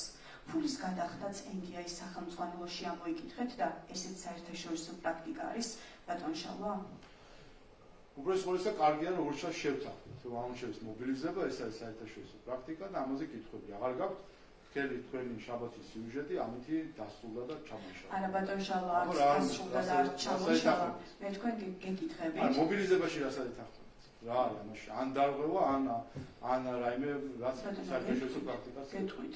როდესაც ადამიანებს ურეკავ და ეუბნები რომ აუცილებლად უნდა მივიდეს არჩევნებზე, ეს ერთგვარად ზეწოლაც კი არის ამომრჩეველზე. თქვენ გიგოს NDI ზეწოლას ასწავლებს. კოლ-ცენტრი NDI ზეწოლის მეთოდებს გამოდმებით რომ მივიდნენ არჩევნებზე, ეს არის თუ არა. NDI გვიზიარებს ზეწოლის მეთოდებს და IRI გვიზიარებს. ან ეს არის ზეწოლის ამერიკული მეთოდი თქვენი არსებობს ბევრი კითხვა და შაბათის სიუჟეტი არც აქ დასრულდება სავარაუდოდ და დიდი ალბათობით და არსებობს კითხვები მითხარით ფულის გადახდა, ორჯერ არჩევნებზე მისვლა და ამომრჩეველზე ზეწოლა, ესეც საერთაშორისო პრაქტიკა არის, ბატონ შალვა, ამაზე რომ მოკლედ, იპასუხეთ. პირველ საკითხზე როგორც თანხმდებით იქიდან გამომდინარე, რომ კითხვები აღარ გაქვთ. კერძოდ ის, რომ ამომრჩეველს ცნობა, ის რომ იცნობდა შენ ამომრჩეველს. და ამომრჩეველთან კავშირი და არჩევნების დღეს მასთან კავშირი რომ წაახარისო რომ მოვიდეს არჩევნებზე, მათ შორის გვაქვს აი NDI-ის სახელმძღვანელოში ქვია ამას, რომ ეს არის გოლდო მონიშნავს თუ შეხედავთ, რომ ეს არის თავაზიანი, ასე ვთქვათ, ბიძგება არჩევნებში წასვლისკენ. ეს არის მთელი არსი პარტიული მუშაობისა. ოპოზიცია პირდაღებული დადის და ვერ გაუგიათ, რომ ვერ ხვდებიან იმას, რომ ტელევიზიით და უცხოელებით ქართველების გულს ვერ მოიგებენ. ეს ახლა მათი პრობლემა არის და ისინი ვერ გარკვეულობენ საბოლოო ჯამში. თუ არ მიხვედია ადამიანთან, თუ არ დაელაპარაკე, რეგიონში კიდევ ერთხელ არ უმუშავეთ საერთოდ არ უმუშავეთ, მეკითხარით თითო დელეგატს საშუალოდ 170 შეხვედრა ჰქონდა საარჩევნო კამპანიის დროს. ამიტომ ეს თემა დავხუროთ, ეს ბოლო ხავსის, ასე ვთქვათ, მოძრა ქვას, რაც შეეხება მობილიზებას, რაც შეეხება მოსყიდვას. ისვეც საკუთარ ანგარიშში და იცით რომ ისვეც ყავდა თუ არსებობს ყველაზე მეტი დამკვირვებელი. სულ აღწერილი აქვს 10 სავარაუდო შემთხვევა სავარაუდო მოსყიდვის. ეს რომ გადავიყვანოთ თანაფარდობაში, 3111 უბლიდან 10 უბანზე სავარაუდო შემთხვევა დააფიქსირა. ნიშნავს, რომ ეს არის 0.3% უბნების. თუ ამას გადავიყვანთ ამომრჩეველს, როდესაც 2,060,000 მივიდა და 10 ამომრჩეველთან დაკავშირებით სავარაუდო მოსყიდვის ფაქტი დააფიქსირა, ეს არის 1/10,000%. 0.0001% ამომრჩეველებიდან.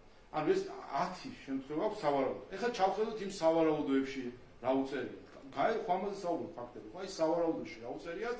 ნუ ჯერ ერთი არ ჩანს ახლა რომელი პარტიის მომხრე არა მომხრე იყო არ ჩანს ძირითადად და საუბარი არის აღწერილი არის ისეთ საკითხებში, სადაც შიგნითაც არის. ვინ, ვის, რა თანხა, როგორ აბსოლუტური გაურკვევლობა. თუ რაიმე მტკიცებულება აქვს თუნდაც იმათზე, მივიდნენ პროკურატურაში გამოძიება კიდევ ერთხელ, მივიდნენ უთხრა პროკურატურას.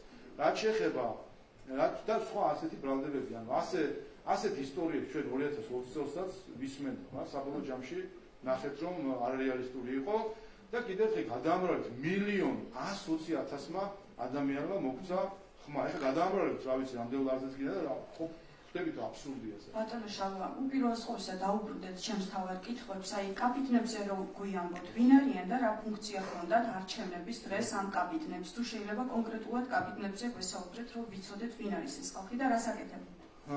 კიდევ ერთხელ, როგორც NDI-ს და AIRA-ის მეთოდოლოგია ითვალისწინებს, პარტია, რომელიც პატივცემს საკუთარ ორგანიზებულობას, ყველა პარტია იცნობს თავის ამორჩევლებს. ეს არის წინასაარჩევნო მუშაობის მთავარი პრინციპი. მათ შორის ჩვენ წლებია უკვე ჩვენ ამორჩეველთან მუშაობთ და რა თქმა უნდა ეს ბაზები ვინ არის ჩვენ ამორჩეველი, ჩვენ წლები არის ამაზე მუშაობთ და გვაქვს მასთან კონტაქტი. არჩევნების წინ კარდაკარი რო ქვია, ეს სიტყვა ხო გაგიგონებთ კარდაკარი. ამ კარდაკარის დროს რა ხდება? თქვენთანაც რომ მოსულოს სხვადასხვა პარტიის წარმომადგენლები, რას გიკითხებიან? გამარჯვებათ, ვისაძლევთ ხმას. ხო ამას გიკითხებიან. რატომ გიკითხებიან? ვისთვის? ახლა უბრალოდ საქმე არა აქვს სხვა პარტიის წარმომადგენლები დადიან ესე უსაქმურად და კითხვებს სვავენ, თუ იმისთვის რომ გაარკვიან რომ თქვენ ვისაძლევთ, სხვა ვისაძლევს ხმას და იცოდნენ ვინ არის მათი პოტენციური ამორჩეველი, ვისი იმედი უნდა ჰქონდეთ არჩევნების დღეს. და მესამე ეტაპი არის ის, როდესაც არჩევნების დღე დგება, როგორც გვეუბნება NDI და AIRA-ი, საკმარისი არ არის რომ ამორჩეველი მხარს გიჭერდეს, საკმარისი არ არის რომ ეს კვლევებში აისახებოდეს როგორც ხარდაჭერა, გადამწყვეტი არის რომ შენი ამორჩეველი მოვიდეს არჩევნებში.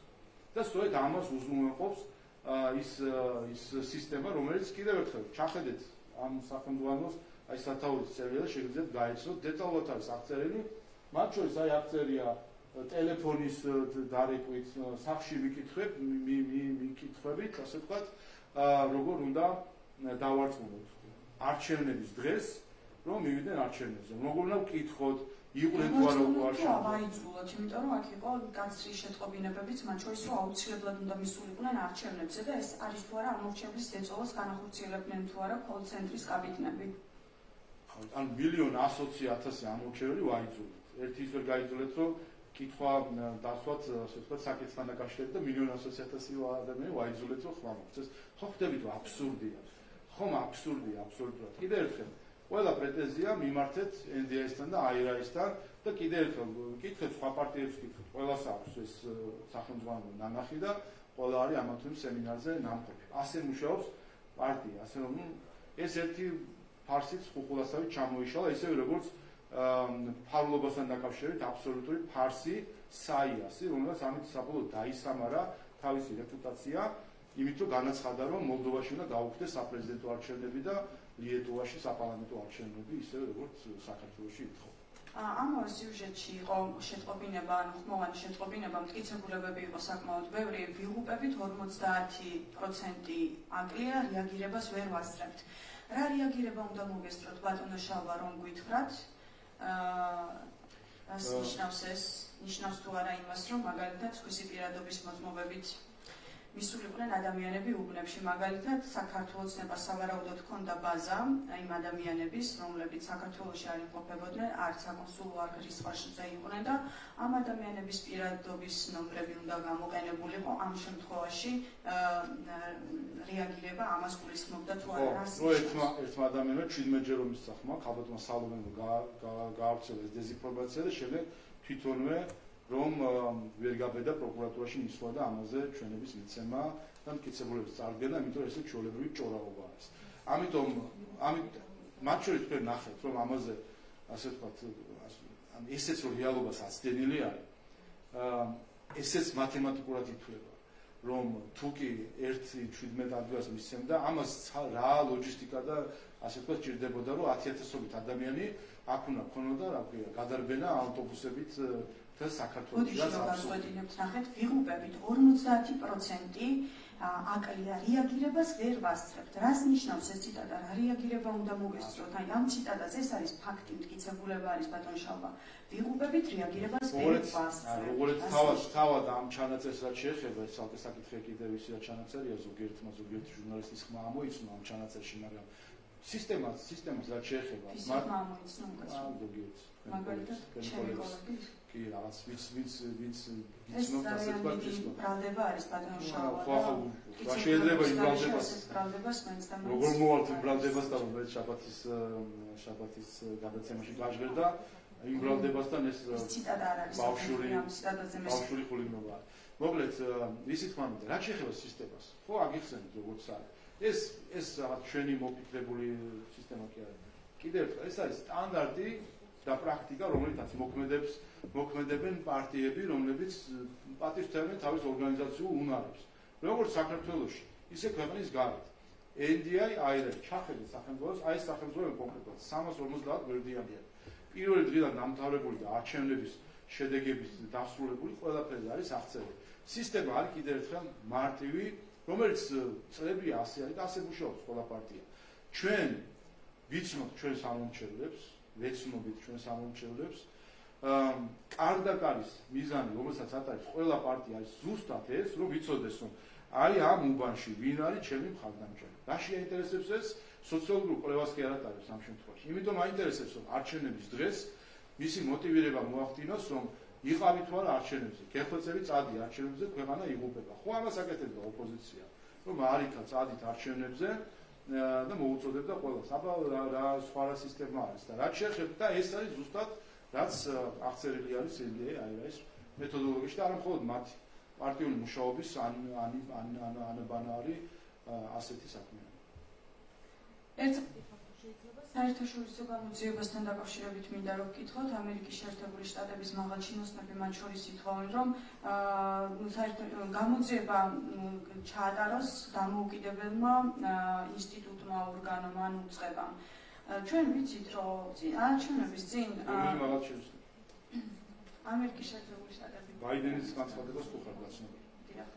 ის პირიქით ამას ყველაზე მაღალი ჩინი ამერიკაში თუ შეიძლება ბოდიში კითხვას დავსვამ, ნახეთ, თუ კი ყველა პარტიას ჰქონდა ამომრჩეველთა სია არჩევნებისთვის, ხო, ეს არანაირი პრობლემა არ იყო და საარჩევნო სია, ამომრჩევლის სია არსებობდა. ხო, არ არის არანაირი პრობლემა. ამას ვამბობდით ყოველთვის. ჩვენი სიაა და სპეციფიკა სია. ყველანაირი სია არის სია და არანაირი პრობლემა საარჩევნო სიაში არ არსებობდა ბატონო შალვა. შევთანხმდით და რატომ ვერ თანხმდებით იმაზე, რომ იგივე სია გამოქვეყნდეს გამოძიების ფარგლებში თუნდაც. სია, სადაც იქნება მხოლოდ იმ ადამიანების სახელები და გვარები, რომლებიც არჩევნებზე მივიდნენ. საუბარი არ არის ვინ ვის სახმა და ასე შემდეგ. ხო, შევთანხმდით, რომ იმ საარჩევნო სიის არსებობა პრობლემა არ არის. იგივე სია, ვინც არჩევნებზე მივიდა, რომ გამოქვეყნდეს გამოძიების ფარგლებში. კი ბატონო, პირველი რაც შეეხება მაღალჩინოსებს, ყველაზე მაღალი ჩინი ამერიკის შეერთებულ შტატებში აქვს ამერიკის პრეზიდენტს. და მისი განცხადება ნახეთ, რომ საქართველოს თუ რამე გამოსაძიებელი იქნებ თქვენ თვითონ გამოიძიოთ. ასე რა თქმა უნდა, საქართველოს სახელმწიფო ყოველთვის აკეთებს, როდესაც რაიმე საკითხია გამოსაკვე. ეს ერთი, მეორე რა უცნაურია, რომ ასე ადვილად უცებ შევთანხმდით, რომ სიები თუნდაც ყველას ქონია. ძალიან კარგი. ანუ სიები არამრჩევლების ყველას აქვს. და მესამე, რაც შეეხება არჩევნებში მონაწილეთა ცალკე სიას, უპირველეს ყოვლისა, ეს არ არის ჩემი კომპეტენცია, ანუ აქვს ეს სია ცესკოს.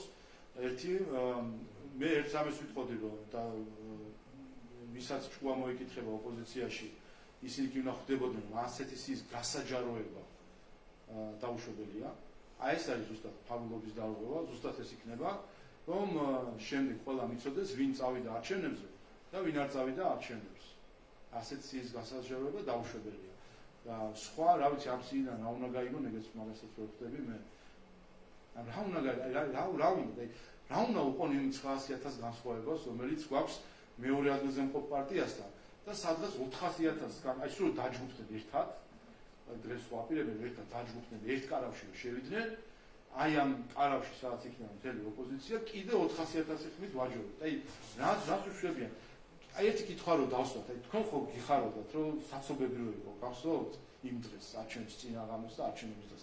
აი რიგები რო იყო, აი ხალხი რო იყო აბსოლუტურად ექსტაზში გადავარდნილი ოპოზიცია, რომ ნახეთ ხალხო, რამხელა აქტივობა უპრეცედენტო. ეს ხალხი ეხლა გაქრა თქვენ თვალში? გაქრა ეს ხალხი თუ შლით და ეს იყო ალბათ რაღაც სუპერ გმირი რო არის ფლეში, ერთი ადამიანი, რომელიც 17 უბანძეს უცებ დარბოდა და ვეღარ აღვიქეთ. ახლა გაქრა ეს 400.000 ადამიანი გააქრეთ საერთოდ. ეს საცობები გააქრეთ, რომ არ იქა და 20 საათს რო გადაცდება დარჩით რიგებში დარჩით ბოლომდე, ეს ხალხი ვინ იყო? იცით ვინ იყო? სიამოვნებაში აღმოჩნდა ეს ხალხი იყო ქართული ოცნების მხარდამჭერები, რომელმაც გაიმეორეს 2012 წელი. ეს უნდა გააცნობიეროს ოპოზიციამ. სინამდვილეში ქართულმა ხალხმა გაიმეორა 2012 წელი, ვინაიდან დაინახა იგივე ძალა, რომელსაც 2012 წელს ებრძოდა, დაინახა იგივე რისკი, რომელიც 2012 წელს იყო, გამოვიდა ხალხი და დაგვიდგა გვერდში ქართულ ოცნებას. ასე რომ, ეხლა ვინმეს თუ უნდა რომ წაშალოს საცობები, წაშალოს ის დიდი აქტივობა, არ გამოუვარდათ.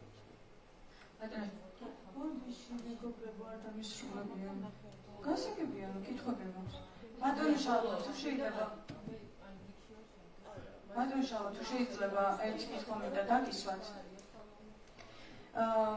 თუ სლაიდთან დაკავშირებით, აი თქვენი სლაიდი იყო დელეგატებთან დაკავშირებით, შეგიძლიათ რომ გადაახვიოთ იმ სლაიდზე?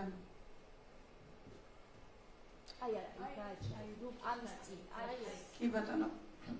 ამ სლაიდთან დაკავშირებით მინდა რომ ვკითხოთ, ვინაიდან აქ დროებით ოკუპირებული ტერიტორიები არ არის გამოფხიზლებული, ხო? ამ ყველაფერმა გამოიწვია კითხვები გააჩინა მათ შორის, ვინაიდან ამ რუკაზე აღიქმება, რომ დროებით ოკუპირებული ტერიტორიების გარეშე არის მოცემული ეს რუკა და ბუნებრივი არის საქართველოს ტერიტორიული მთლიანობის პრინციპების დარღვევის სამსახველი ელექტრონული რუკის აფიცე ვინ მოგწერათ ეგ კითხვა? თქვენ შეგიძლიათ გაეცნოთ სოციალურ ქსელებს ახლა ამ წუთებში და აბსოლუტურად ნახავთ საზოგადოების რეაგირებას, რაც ასევე კანონითაც ისჭება. რატომ გადაწყვეტეთ, რომ აი ასეთი რუკით რუკა რადო გადაწყდა ესეთი რუკა? იმიტომ რომ როგორც იცით, ოკუპირებულ ტერიტორიაზე არჩევნებს ვატარებთ, შესაბამისად დელეგატებიც არ არიან ოკუპირებულ ტერიტორიებზე, ამიტომ აქ არის ის საარჩევნო ოლქები, სადაც დელეგატები იყო წარმოდგენილი და სადაც ჩატარდა არჩევნები. საქართველოს სრულ ტერიტორიაზე არჩევნები ოკუპაციის გამო ვერ ტარდება. თუ კი ვინმეს აქვს პრობლემა ფერების აღქმაში, მაშინ მათ მოუწოდება დააკვირდება. საქართველოს ის ნაწილები, რომელიც ოკუპირებული არის რუხი ფერით გამოსახული, მის გარშემო არა საქართველოს ტერიტორიები არის თეთრი ფერით გამოსახული. ამიტომ აი ესეც ხო აი აჩვენებს, რომ რა სამორჩხინო ხალხთან აქვს საერთოდ საქმე, რომლებიც აი ვინც მაგას აკეთებს, ეს ადამიანები უბრალოდ ამ ქვეყნის შვილები არ არიან ჩემი შეფასებით. ვინ დაწერეთ ეგ მაინც? მოქალაქეები წერენ Facebook-ზე. საქართველოს მოქალაქეებმა არიციან, რომ აფხაზეთში არ ტარდება არჩევნები, თუ საქართველოს მოქალაქეებმა არიციან, რომ ცხინვალში არჩევნებს ვერ ვატარებთ. როგორ ქვეყანაში ცხოვრობ? უკაზე არ იყო აღქმული ბატონო შალვა და განსაკუთრებით დელეგატებს, ანუ უყურეთ, ხო და აი ხლა აი ეს ადამიანები ჩვენ რო ველაპარაკებიან არჩევნების რაღაც სისტემებზე. აი, როდესაც იმხელა ასე თქვა, რა ვიცი, იმხელა ცოდნა, თუ გამჭრიახობა, თუ არ ვიცი, უნარები არ აქვს, ელემენტარული უნარების ტესტის საკითხია, ხო? თუ აღიქვა რა არის სლაიდზე. დელეგატების სლაიდი, საარჩევნო ოლქები, ოკუპირებული ტერიტორია, ასე უნდა დაუღეჭოთ, როგორც ჩანს, ყოველ მეორე დღეს ამ NGO საზოგადოებაში. ბატონო კითხვა მაქვს თუ შეიძლება. ხატია დეკანოიძე იყო ერთ-ერთი პირველი, ვინც ეს გააქცევა ეს ფოტორუკის, თუმცა აქ სულ სხვანაირად ჩანს რეალურად მის მიერ გავრცელებულ ფოტოში, რომ ხედავთ სლაიდს, სადაც არ ექმება ხოდროებით ოკუპირებული ტერიტორიები. არსებობს მოსაზრებები, რომ შეეძლოთო, რომ სხვანაირად წარმოეჩინათო მაგალითად აი ამაზე რას ვუყურებთ. ხატია დეკანოიძის ამ ქვეყნის მოქალაქეობაზე აქვს უარი ნათქვა. ეს ქვეყანა ერთხელ უკვე გაყიდა იმისთვის, რომ პოლიციის ხელფასი მიეღო უკრაინაში. ხატია დეკანოიძესთან ამ ქვეყანას სიყვარულთან დაკავშირებით შენიშვნებს თუ განცხადებს ვერ მივიღებთ. აი როგორც პასპორტი მოგვაგდო ქართულ ხალხს და წავიდა რომ უკრაინის პოლიციის ფორმა ჩაესვა და იქ ხელფასი აეღო, მიხედოს თავის წარსულს და ვინმეს თუ პრობლემა აქვს ფერების საქმეში, სისულე რა უნდა თქვა ხალხს დაკავშირებით. ბატონო შევაგთხოვთ ერთ კითხვას დავუბრუნდები ნახეთ. ევროკავშირი, ამერიკის შეერთებული შტატები, დიდი ბრიტანეთი ისევ არ აღიარებენ ამ არჩევნების შედეგებს. არც გილოცავენ ეს ადამიანები, სანდუს გამარჯვება, გუშინვე ანუ ღამესვე მიულოცეს, ასე როგორ აპირებთ იზოლაციაში ყოფნას. მოლდოვას რამდენიმე საათში მიულოცეს და აღიარეს სანდუს მთავრობის ლეგიტიმურობა. თქვენ შემთხვევაში 10 დღე გავიდა და ისევ არავინ არ ცნობს და არავინ არ აღიარებს ქართული ოცნების გამარჯვებას ამ არჩევნებში. აი, რას აპირებთ? როდემდე უნდა იყოთ ასეთ იზოლაციაში? არჩევნების დამთავრებიდან რამდენიმე საათში აღიარეს მოლდოვის არჩევნები, სანდუს მიულოცეს, 10 დღეა არავინ არ აღიარებს თქვენს არჩევნებს, არც ევროკავშირი, არც დიდი ბრიტანეთი, არც ამერიკის შეერთებული შტატები. კიდევ ერთხელ 2020 წელს უარესებიც ვნახეთ ჩვენ. 2020 წელს ვნახეთ, რომ ჩვენ არჩევნების იმის გამო რომ ქართული ხალხის არჩევანი უნდა და კითხვის ნიშნულში დაეყენებინათ, შეგვიყვანეს პროცესში, რომელიც შემდეგ 19 აპრილის შეთანხმებით დასრულებული იყო, სადაც ფაქტობრივად უარი გვათქმევინეს კონსტიტუციაზე, ზუსტად იმიტომ, რომ ვიღაცას ქართული ხალხის არჩევანი არ მოსწონს ქვეყნის გარეთ. ასე უარესები ვნახეთ ჩვენ 2020 წელს.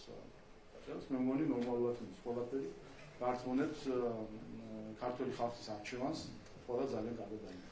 მოგესალმებით, მუცა შუბაშვილი, BMG, მათ შორის ეკონომიკური მიმართულების კითხვებით მექნება ბატონო შალვა, ალბათ თქვენ იცნობთ, რომ 10 დღე გავიდა და არავინ არ აღიარებს თქვენს არჩევნებს და რა მოლოდინი გაქვთ იმასთან დაკავშირებით? არჩევნებს აღიარება არ სჭირდება, არჩევნები ერთი რომ არჩევნების შეფასებას აკეთებს სადამკვირვებლო მისიები, ანუ მიყვეთ ასე. არჩევნებს ატარებს სახელმწიფო თავად, საარჩევნო კომისიის მეშვეობით, CESCOM გამოაცხადა წინასწარი შედეგები, მიდის საჩივრების განხილვა, საბოლოო შედეგს და დასკვნას CESCO გვეტყვის 3 დღეებში, ხო? ივნისის ბოლომდე. შემდეგ არსებობს საერთაშორისო სადამკვირვებლო მისიები, EUTO ODIHR-ი, რომლის დასკვნაც იყო კაფიო და ცხადი, რომ არჩევნები შედგა, რომ ქართულ ხალხს ყავს არჩეული ხელისუფლება. ეს როგორც დაიწერა, ისე ზეპირადაც ითქვა. სხვა დანარჩენი ახლა არის სხვა დანარჩენი არის საკითხი იმისა, ვის რა რეალობის აღიარება სურს. ჩვენი მოწოდებაც ეს არის, რომ ყველამ იყოს ერთგული EUTO ODIHR-ის დასკვნის და არა მათ მიერ დაფინანსებული NGO-s ფარსით. ახლა იცით რა, როცა SAIA-ს აფინანსებ რომელიღაცა ორგანიზაცია თუ რა ვიცი სახელმწიფო სტრუქტურა უცხოეთის და შენი დაფინანსებული ორგანიზაცია თაღლითურ საჩივრებს წერს თითქოს იყო დარღვეული ფარულობა კენჭისყრის დროს. ეხლა აქ ანუ პასუხისმგებლობა აიღოს ამა თუ იმ სახელმწიფო წარმომადგენელმა, რომ ამ თაღლითობას აფინანსებს. ან ეხლა ცოტა ხანი მოლოდინის რეჟიმი აქვს ხოლმე, რომ რაღაცნაირად ასე ვთქვათ შეინარჩუნონ საკუთარი სახე ამ საკითხთან დაკავშირებით. კიდევ ერთხელ EUTO ODIHR-ის ანგარიში კაფიო, ყველა მიყვეს ამ ანგარიშს და ქართულ ხალხს იყავს თავისი არჩეული ხელისუფლება, რომელიც ცოტა ხანში ჯერ პარლამენტის და ახალ იზოლაციაში ხართ, ამერიკა არ აღიარებს, ევროკავშირი არ აღიარებს და რა ვიცი, ბატონო შალვა, ცივილიზებული სამყარო არ აღიარებს ამ არჩევნების შედეგებს. იზოლაციაში დღეს არის ოპოზიცია, რომელიც ქართულმა ხალხმა მისვა მოღალატეებისთვის განკუთვნილ კუთხეში. არა, იზოლაციაში ხართ, არ აღიარებს არავინ. იზოლაციაში დღეს არის ოპოზიცია, რომელიც ქართულმა ხალხმა მისვა უსამართლოდ. ჭირდებათ ამერიკის და ევროკავშირის აღიარება? სანდუს მეორე დღესვე მიულოცეს, იმ დღესვე მიულოცეს. თქვენ არავინ მიულოცავთ, მათი დღე გავიდა. კიდევ იზოლაციაში დღეს არის ოპოზიცია, რომელიც მისვა ქართულმა ხალხმა უსამშობლოების კუთხეში. ბატონ შალომ, მოგესალმებით კიდევ ერთხელ, როგორც გითხარით, ეკონომიკური მიმართულებით გვექნება ჩვენ კითხვები, აი მათ შორის საერთაშორისო ორგანიზაციების და იგივე ევროკავშირი ამერიკის მხრიდან არჩევნებთან დაკავშირებით გაკეთებულ შეფასებებთან დაკავშირებით გვექნება კითხვა, აი თუ კი თქვათ არ იქნება ეს არჩევნები ლეგიტიმურად ცნობილი დასავლეთის ქვეყნების მხრიდან, ჩვენ მოვისმინეთ მათ შორის ევროკომისიის ვიცე-პრეზიდენტის განცხადება ჯოზეფ ბორელის, რომ ბევრი კითხვა არის შესვლელ დარღვევებთან და ასე შემდეგ. ეს ეკონომიკაზე თქვენი შეფასებით როგორ აისახება, თუნდაც საერთაშორისო ინვესტორების განწყობაზე, ნდობაზე საქართველოს მიმართ, ხომ არ ელოდებით, რომ თუ კი გაგრძელდება მსგავსი შეფასებები ევროკავშირის ამერიკის მხრიდან, თუნდაც ნდობა დაიკარგება დასავლელი უცხოელი ინვესტორების მხრიდან საქართველოს მიმართ და ამას რა გავლენა ექნება ეკონომიკაზე თუ გაქვთ რაიმე გათვლები გაკეთებული? შეუძლებელია, რომ ამ არჩევნებში გამოხატული ქართული ხალხის ნება ვინმე მარცნობს. ერთადერთი გზა ამის არცნობის არის, რომ მაშინ ქართული ხალხი უნდა გაგვაუქმონ და 1,100,000 ადამიანი მაშინ გადაგვასახლონ ამ ტერიტორიიდან. სხვა მხრივ შეუძლებელია, რომ ეს ნება არ იქნეს დანახული და ეს არჩევანი არ იყოს მიღებული. ჩვენ გასაგებია, რომ მათ შორის ზოგიერთი ქვეყანას სახელმწიფო არის საკუთარი ქმედების ტყვე არის, იმიტომ რომ ჩვენ ნახეთ, რომ წინა საარჩევნო კამპანიის დროს ზოგიერთი უცხოელი პოლიტიკოსი ცალსახად იჭერდა ქართული ოცნების საწინააღმდეგო პოზიციას. ზოგიერთი ქვეყნის მინისტრები, ზოგიერთი ქვეყნის უმაღლესი თანამდებობის პირები პირდაპირ საჯაროდ გამოდიოდნენ, ერეოდნენ რა საქართველოს შიდა საქმეებში, საერთაშორისო სამართლის პრინციპების დარღვევით, გამოთქვამდნენ პოზიციას ქართული ოცნების წინააღმდეგ. რა თქმა უნდა, ისინიც დამარცხდნენ ამ არჩევნებში. ეს არის პრობლემა. უცხო ქვეყნის არჩევნებში ჩარევის პრობლემა ის არის, რომ მე როცა დამარცხდები, ისე აღიქვება თითქოს ქვეყანა დამარცხდა. და სამწუხაროდ მათთვის ასეც მოხდა, რომ არა მხოლოდ ოპოზიცია დამარცხდა, არა მხოლოდ ის მილიონერი NGO-ები დამარცხდა ამ არჩევნებში, არამედ ის უცხოელებიც, რომელიც პირდაპირ ჩართული იყვნენ ამ არჩევნებში. ეხლა ბუნდესტაგის საგარეო კომიტეტის თავმჯდომარე პირდაპირ გამოდის ქართული ოცნების წინააღმდეგ, საგარეო კომიტეტის თავმჯდომარე გამოდის პირდაპირ ქართული ოცნების წინააღმდეგ წინასაარჩევნოდ. რა თქმა უნდა, როდესაც ეს ვერდიქტი დაინახა, ის თავს დამარცხებულად ძნობს ამ არჩევნებში. და რა თქმა უნდა, ამ შემთხვევაში არის ცდილობა, რომ რაღაცნაირად ეს იგივე პრობლემაა იქაც, ეს რეალობის აღიარება შეიძლება ვიღაცას უჭირდეს. მაგრამ და ამიტომაც არის, რომ ბოლო ხავსი, რასაც ეკიდება ზოგიერთი შინ და გარეთ, არის, რომ აი ესეთი რაღაცა მართლა თაღლითობები ფარულობასთან დაკავშირებით, იქ რავი ხან რაღაც სტატისტიკას აქვეყნებდნენ, რაც აბსოლუტური აბსურდი იყო, აი ეს სიუჟეტი რაც ვნახეთ მობილიზებასთან დაკავშირებით, ამას ხო უცხოელებით შესაბამისად ზოგიერთი უცხოელი ხავს ეკიდება ამას, მაგრამ ეს ყველაფერი ხო ჩაივლის.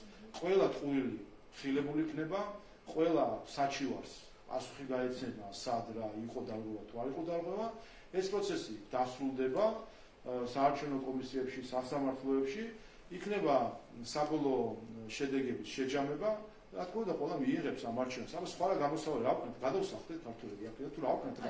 მაშინ აუბარდეთ და წავიდეთ სხვა ტერიტორიაზე და დაუკვირდით. არის ესეთი ევროკავშირის წარმომადგენლების მხრიდან, ამერიკის მხრიდან, რომ მათი შეფასებით იყო შესაძლო დარღვევები არჩევნებთან მიმართებაში, ის რომ საქართველოს დაშორდა ევროპას დაახლოების ნაცვლად. ეს საერთაშორისო თუნდაც ინვესტორების განწყობაზე როგორ აისახება, არ ელოდებით, რომ შეიძლება ჩვენს ეკონომიკაზე ცუდი გავლენა ქონდეს აი ამ კონტექსტში. ჩვენს ეკონომიკაზე ცუდი გავლენა ექნებოდა ამ არჩევნებში ნაცმოძრაობას რომ განვიმარჯვო. აი მე რეგენახავთ ეკონომიკაზე გავლენა.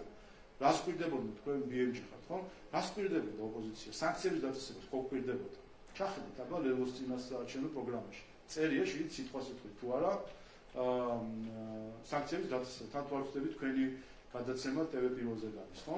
აი ვისიც არის TV პირველი. აი ეს კვირდებოდა თქვენ ბიზნესის წარმომადგენლებს. ზოგ პირდებოდა სანქციების დაუწესებებს. აი მე რეგენახათ ეკონომიკური კრიზისი და კოლაფსი საქართველოში თუ არა პირდაპირ ცხელი ომი.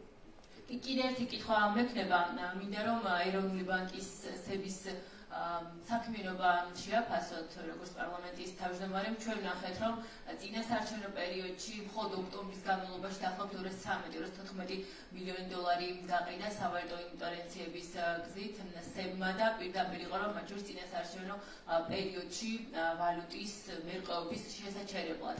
თქვენ თუ გაქვთ ინფორმაცია, რას უკავშირდებოდა ეს ლარის მერყეობა და რამდენად სწორი იყო, რომ თუნდაც ეს მათი თქმით ერთჯერადი მერყეობებისთვის რეზერვებიდან მხოლოდ ოქტომბერში გავყიდეთ და მხოლოდ სავალუტო ინტერვენციის გზით 214 მილიონი დოლარი. ალბათ მოგეხსენებათ, რომ ქვეყნის მდგრადობისთვის და უსაფრთხოებისთვის, ეკონომიკური ფინანსური მდგრადობისთვის რეზერვების ადეკვატური დონე ძალიან მნიშვნელოვანია და ჩვენ მათ შორის ერთ-ერთი დღის წინ ფიჩის განცხადება მოვისმინეთ იმაზე, რომ შესაძლოა ქვეყნებთან მიმართებაში საქართველოს რეზერვების დონე არის დაბალ ნიშნულზე, მათ შორის იმიტომ, რომ წინასაარჩევნო ლარის სტაბილურობისთვის გავყიდეთ ამდენი მოცულობის უცხოური ვალუტა. საინტერესო არის თქვენი შეფასება ამ ნაწილში, ბატონო შალვა.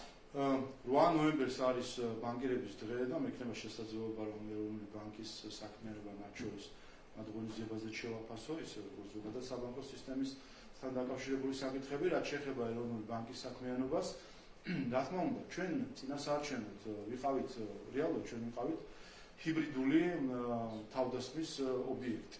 ჩვენ ხედავდით, რომ ერთი იყო დეზინფორმაციული თავდასხმა საქართველოზე, საინფორმაციო თავდასხმა.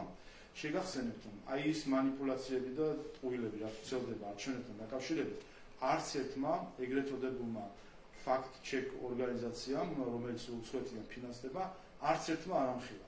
ყველა არის გასუსული და აძლევს საშუალებას, მათ შორის Facebook-ის პარტნიორი ორგანიზაციები აქვს, fact-check-ი და მედიის განვითარების ფონდი, აძლევს საშუალებას ამ ტყუილებს, რომ გავრცელდეს სოციალში, მათ შორის გამოიწვიოს პანიკა.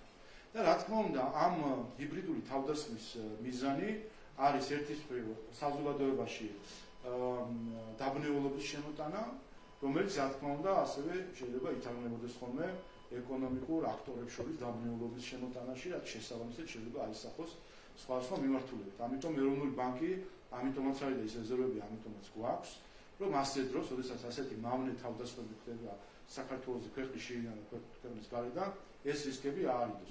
როგორც ხედავთ, შედეგებით ეროვნული ბანკი ძალიან გამართულად მუშაობს, ბევრ ასეთ ბანკს შეშურდებოდა, რომ ასეთ რთულ, ზოგადად რთულ გეოპოლიტიკურ ვითარებაში, რომელშიც ჩვენ ვართ, ასეთ არასტაბილურ რეგიონში, როგორც ჩვენ ვართ და ასეთი პირდაპირი საინფორმაციო თავდასხმის პირობებში, როგორც ჩვენ ვიყავით წინასაარჩევნო და ახლაც, ეროვნულმა ბანკმა შეინარჩუნა ჩვენი ვალუტის სიმყარე. ხედავთ ხოლმე, არის ბევრი სურვილი, განსაკუთრებით ჯერ კიდევ დემოკრატიული პარლამენტის ბატონი რომან გოცირიძე გამოირჩევა, რომელსაც ალბათ მისი გაუფასურებული კუპონი, ასე ვთქვათ, ღამით ესიზმრება ხოლმე და ცხოვრების დაღად აქვს დასმული და ყვავილი დასჩხავის ხოლმე ჩვენს ლარს და ყოველ ჯერზე რამდენი ინტერვენცია იქნება ეროვნული ბანკისგან, სიხარულით გამოვარდება ხოლმე და ბოლო პერიოდში ყუთელფონიანი პოსტებით, ასე ვთქვათ, მაწაკი პოლიტიკოსებით ყვავილის დასჩხავებს ხოლმე ლარს, იქნებ რაღაცა დაიმართოს ლარს და იქნებ მისი ცოდვები სხვა პრობლემებმა გადაფაროს. ის რაც მან თავის დროზე კუპონს დააწია, ძალიან უნდა როგორც ჩანს, რომ ლარს დააწვის. ხედავთ, რომ ეროვნული ბანკი ძალიან გამართულად მუშაობს. თქვენ რა შეფასებები მოისმინეთ ეროვნულ ბანკზე? არ ვიცი, ისევ საერთაშორისო ორგანიზაციების შეფასებებს მოვიხმობ, ბატონო შალვა, თქვენ ისნებართით, მათ შორის ფიჩს უწერია, რომ იგივე ის წესი, რომელიც შარშან შემოიღო ნათია თურნავას ხელმძღვანელის ხელმძღვანელობით, უთად ფარცხალდესთან დაკავშირებით საგამონაკლისო წესთან მიმართებაში, ამან შემოიტანა გაურკვევლობა, არის ვთქვათ იგივე ნდობასთან მიმართებაში, ასევე Financial Times-მა ნათია თურნავა შეაფასა D ქულით, ერთ-ერთი ყველაზე დაბალი ქულით ევროპის მასშტაბით ცენტრალური ბანკების მმართველობის მიმართებაში. აქაც იყო რეზერვების თემა მოტანილი, აქაც იყო დამოუკიდებლობასთან დაკავშირებული კითხვები და რომელ კარგი შეფასებებზე საუბრობთ, ამას ჩვენც რო გამოცნოთ. რაც შეეხება ეროვნული ბანკის გადაწყვეტილებას, რაც თქვენ ახსენეთ, ქალბატონ ნათიასი, ეს იყო ყველაზე სწორი, დროული და კარგი გადაწყვეტილება. ვინაიდან ჩვენ რა აღმოვაჩინეთ იმ მომენტში, აღმოვაჩინეთ ის, რომ თურმე შესაძლებელი ყოფილა უცხო ქვეყანამდე იურისდიქციამ ჩვენი მოქალაქეები გააქვთ.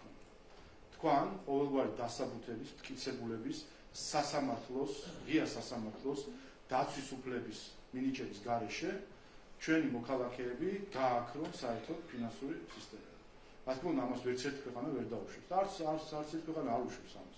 თქვენ რა გონიათ ევროკავშირი ავტომატურად იღებს ამერიკის სანქციებს? ერთი მაგალითს გეტყვით. ამერიკის დღემდე ევროკავშირი გაზს რუსეთისგან ყიდულობს, როგორც იცით.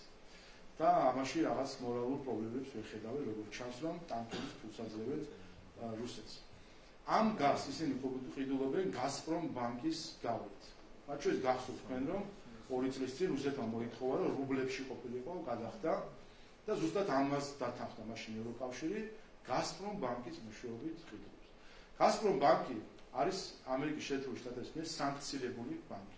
თუმცა არ არის სანქცირებული ევროკავშირის მიერ. აი წარმოგიდგენიათ, ასე წარმოგიდგენიათ, ამერიკამ დაასანქცია, ხოლო ევროკავშირმა არა. ანუ წარმოგიდგენიათ, როგორი პროგრესული არის ევროკავშირი, რომ არ ასანქციებს ამერიკის მიერ დასანქცირებულ ბანკს. იცით რატომ არ ასანქცირებს? იმიტომ მათი ინტერესი არის, რომ რუსეთიდან იყიდონ გაზი. და თუ საჭიროა რუბლებში იყიდონ ეს გაზი.